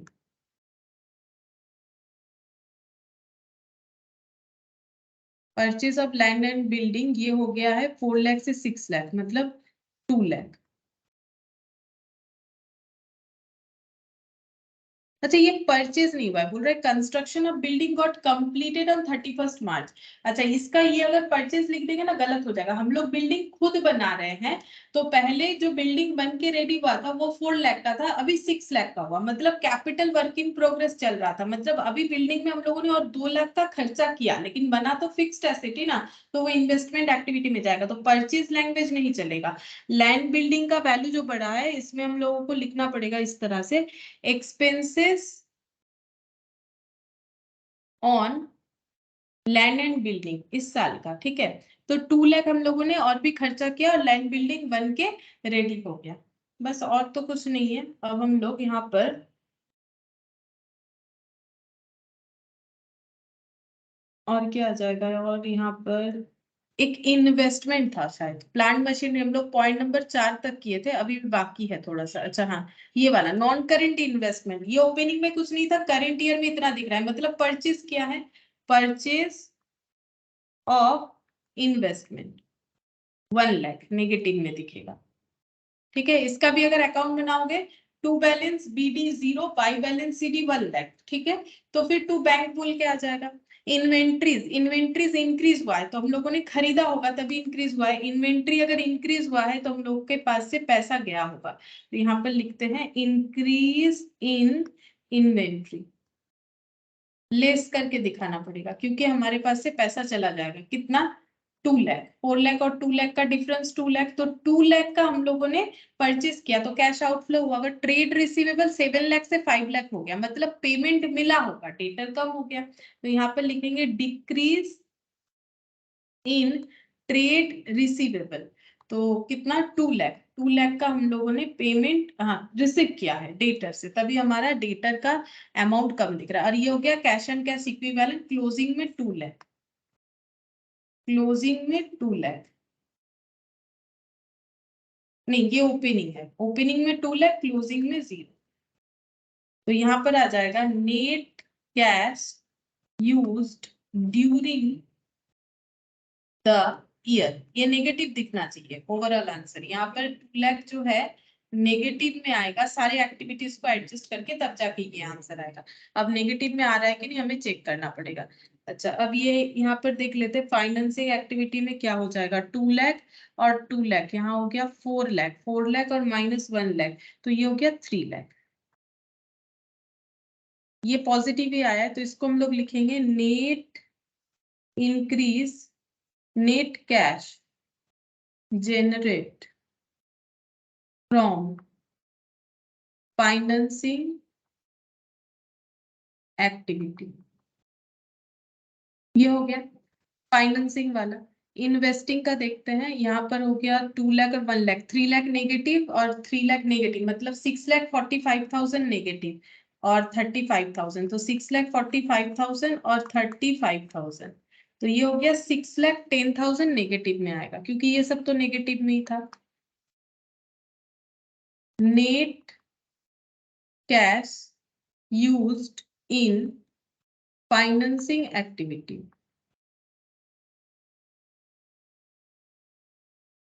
ma'am invest ओ अच्छा, investing, investing activity, investing activity. अच्छा, बाकी इधर अच्छा, इसमें एक चीज शायद अभी तक मैंने लिखा नहीं है। हाँ, ये रिजर्व वाला, रिजर्व देखो 2 लाख, इसका भी एडजस्टमेंट करना पड़ेगा ना, ये तब मैंने नहीं किया। यहाँ पर रिजर्व बोला है, देखो 1,50,000 से 2 लाख हुआ है। अब रिजर्व कैसे बढ़ सकता है? रिजर्व तभी बढ़ेगा अगर हम लोग प्रॉफिट का कुछ पोर्शन उठा के जो है रिजर्व बना रहे हैं, ठीक है। तो पहले से मेरा रिजर्व 1,50,000 का था, अगर अभी 2 लाख हुआ है तो इसका मतलब हम लोगों ने और भी 50,000 का जो है इस बार रिजर्व क्रिएट किया होगा। तो रिजर्व क्रिएट करने से 2 रिजर्व हो जाएगा, रेवेन्यू रिजर्व क्रिएट किया है तो 2 रेवेन्यू रिजर्व। और कहां से ये रिजर्व को लिया होगा? पीएल से, प्रॉफिट से लिया होगा, करंट ईयर के प्रॉफिट से, क्योंकि करंट ईयर का प्रॉफिट हम लोगों ने क्या देखा था, ये एप्रोप्रिएशन ऑफ प्रॉफिट होता है ना, उसमें क्या जाता है, ट्रांसफर टू रिजर्व जाता है, डिविडेंड जाता है। इसमें डिविडेंड पॉइंट नहीं था, ट्रांसफर टू रिजर्व है 50,000, ठीक है। तो ये 50,000 जो है रिजर्व में ट्रांसफर हुआ है, तो ये रिजर्व में ट्रांसफर हुआ है तो इसका एडजस्टमेंट हम लोग को दिखाना पड़ेगा। 50,000 यहाँ पर ऐड करेंगे, ठीक है। यहाँ पर 50,000 हम लोग को ऐड करना पड़ेगा, इसमें दिखाना चाहिए हमें नेट प्रॉफिट बिफोर टैक्स। और यहाँ पर कहाँ दिखाएं इसे, ये तो एप्रोप्रिएशन है ना, तो एप्रोप्रिएशन जो है वो हम लोग एक काम करने से भी होता, हम लोग उस हिसाब से अपना नेट प्रॉफिट बिफोर टैक्स निकाल लेते तो भी हो जाता। जैसे मैंने फर्स्ट डे तुम लोग को कैलकुलेट करके दिखाया था ना कि कैसे करके करने से हमारा जो है नेट प्रॉफिट बिफोर टैक्स आ जाएगा। तो देखो हम दिखाते एक बार, मैंने कैसे लिख पाया था। यहाँ पर लिखा था मैंने सबसे पहले प्रोपोज डिविडेंड, जो इस क्वेश्चन में अवेलेबल नहीं है। प्रोपोज डिविडेंड होगा तो वो लेना पड़ेगा, जो इस क्वेश्चन में नहीं है। ट्रांसफर टू रिजर्व, अब ये रेवेन्यू रिजर्व है, रेवेन्यू रिजर्व में कितना ट्रांसफर हो रहा है, 1,50,000 और 2 लाख। गैप देखने से पता चलेगा 2 लाख माइनस 1,50,000, तो ये हो जाएगा 50,000, ठीक है। अच्छा, फिर यहाँ पर retained, retained in PL, PL में हम लोगों ने कितना ट्रांसफर किया है, तो ये 40,000, ठीक है। अच्छा 40,000, तो यहाँ पर हो जाएगा नेट प्रॉफिट आफ्टर टैक्स 90,000। ये क्या हो जाएगा, नेट प्रॉफिट आफ्टर टैक्स। अब इसमें हम लोग क्या ऐड करेंगे, इसमें हम लोग ऐड कर देंगे टैक्स, तो आ जाएगा नेट प्रॉफिट बिफोर टैक्स। और टैक्स कितना आया था, टैक्स हम लोग का यहाँ पर कैलकुलेट करके आया था, जो पीएल में जाएगा 80,000, ठीक है। तो 80,000 अगर ऐड कर देंगे तो ये हो जाएगा 8, 8, 16, 17, 1,70,000, तो ये हो गया नेट प्रॉफिट बिफोर टैक्स, ठीक है। तो ये वर्किंग नोट बना सकते हैं हम लोग, मतलब बना लेना चाहिए बेसिकली हम लोग को। ये तुम लोग थोड़ा सा ठीक से लिखोगे, मैंने ये शॉर्टकट में लिख दिया। नेट प्रॉफिट बिफोर टैक्स 1,70,000, ठीक है। ये वाला ही हम लोग यहाँ पर डायरेक्टली दिखा देते हैं, नहीं तो फिर रिजर्व को फिर ट्रांसफर करने में प्रॉब्लम होगा। तो और एक चीज ऐड करके लिख दो, या फिर डायरेक्टली वर्किंग नोट 1 लिख के यहाँ पर 1,70,000 लिख दो, वर्किंग नोट 3 और यहाँ पर 1,70,000। ये 1,70,000 हो जाएगा। अच्छा, अब इसमें 1,70,000 में क्या क्या एडजस्ट होगा देखो। 1,70,000 माइनस 15,000। अच्छा, फिर यहाँ पर हो जाएगा 12,500 ऐड हो, नहीं 1,25,000 ऐड हो जाएगा। 2,80,000 operating profit before working capital changes minus 1,20,000 minus 2,00,000 2,00,000 4,00,000 cash flow from operation negative 2,40,000 आ रहा है और माइनस टैक्स एक्सपेंसेस 50,000 तो 2,90,000 नेगेटिव में आ जाएगा 2,90,000।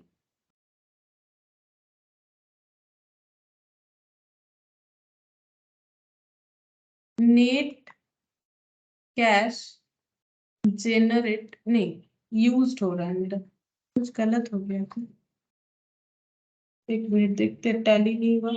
40 80 और ये मिला के 1,70,000। अच्छा, depreciation 1,25,000, profit on sale of plant 15,000 less, operating profit before working capital changes 2,80,000। हाँ ये ठीक है, फिर 2,80,000 और ये कुछ गलत हो गया लग रहा है 2,80,000 के बाद से। फिर से एक बार चेक करते हैं, 2,80,000 फिर इसमें लेस हो जाएगा 1,20,000 फिर लेस होगा 2,00,000। अच्छा, ये शायद गलत हुआ, इंक्रीज इन ट्रेड रिसीवेबल, ये तो पैसा आया, ये गलत लिख दिया है मैंने।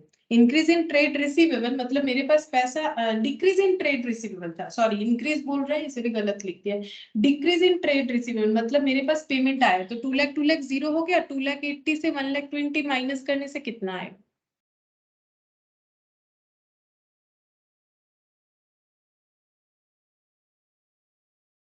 1,60,000 और इसमें से 50,000 टैक्स लेस कर देंगे तो ये हो जाएगा 1,10,000। अब ठीक है, 1,10,000 पॉजिटिव आना चाहिए था।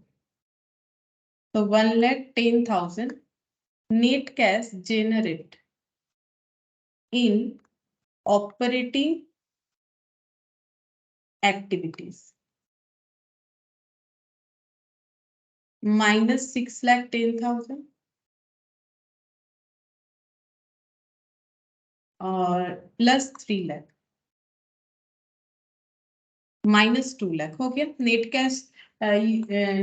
Cash use during the year, या फिर इसे यूज नहीं, इसे बोलते हैं डिक्रीज। ठीक है, लास्ट वाले को हम लोग बोलेंगे इंक्रीज या डिक्रीज कि ओवरऑल सारे एक्टिविटीज से क्या हुआ है। तो net cash decrease during the year 2,00,000 और यहाँ ओपनिंग में भी 2,00,000 था तो क्लोजिंग में 0 हो जाएगा, जो कि हमारे आंसर को मैच भी करवा रहा है। ठीक है, तो ये हम लोग का सही हो गया आंसर। अच्छा, अब देखो एक बार बता देते हैं अभी कौन कौन सा बाकी है। तो हम लोगों ने 2 3 कर लिया। अच्छा, इसके बाद हम लोग का 4 5 6 ये 3 क्वेश्चन और एक क्वेश्चन नंबर 10 जो हम लोगों ने डायरेक्ट मेथड में किया था, ये इनडायरेक्ट मेथड में भी होगा। तो नेक्स्ट क्लास में हम लोग ये कंप्लीट कर लेंगे और 4 क्वेश्चंस है, तो ये तुम लोग भी एक बार ट्राई करके देख सकते हो, क्योंकि प्रैक्टिस नहीं करने से ना कैश फ्लो नहीं कर पाओगे। ठीक है, फिर बाकी हम लोग नेक्स्ट क्लास में ही करेंगे।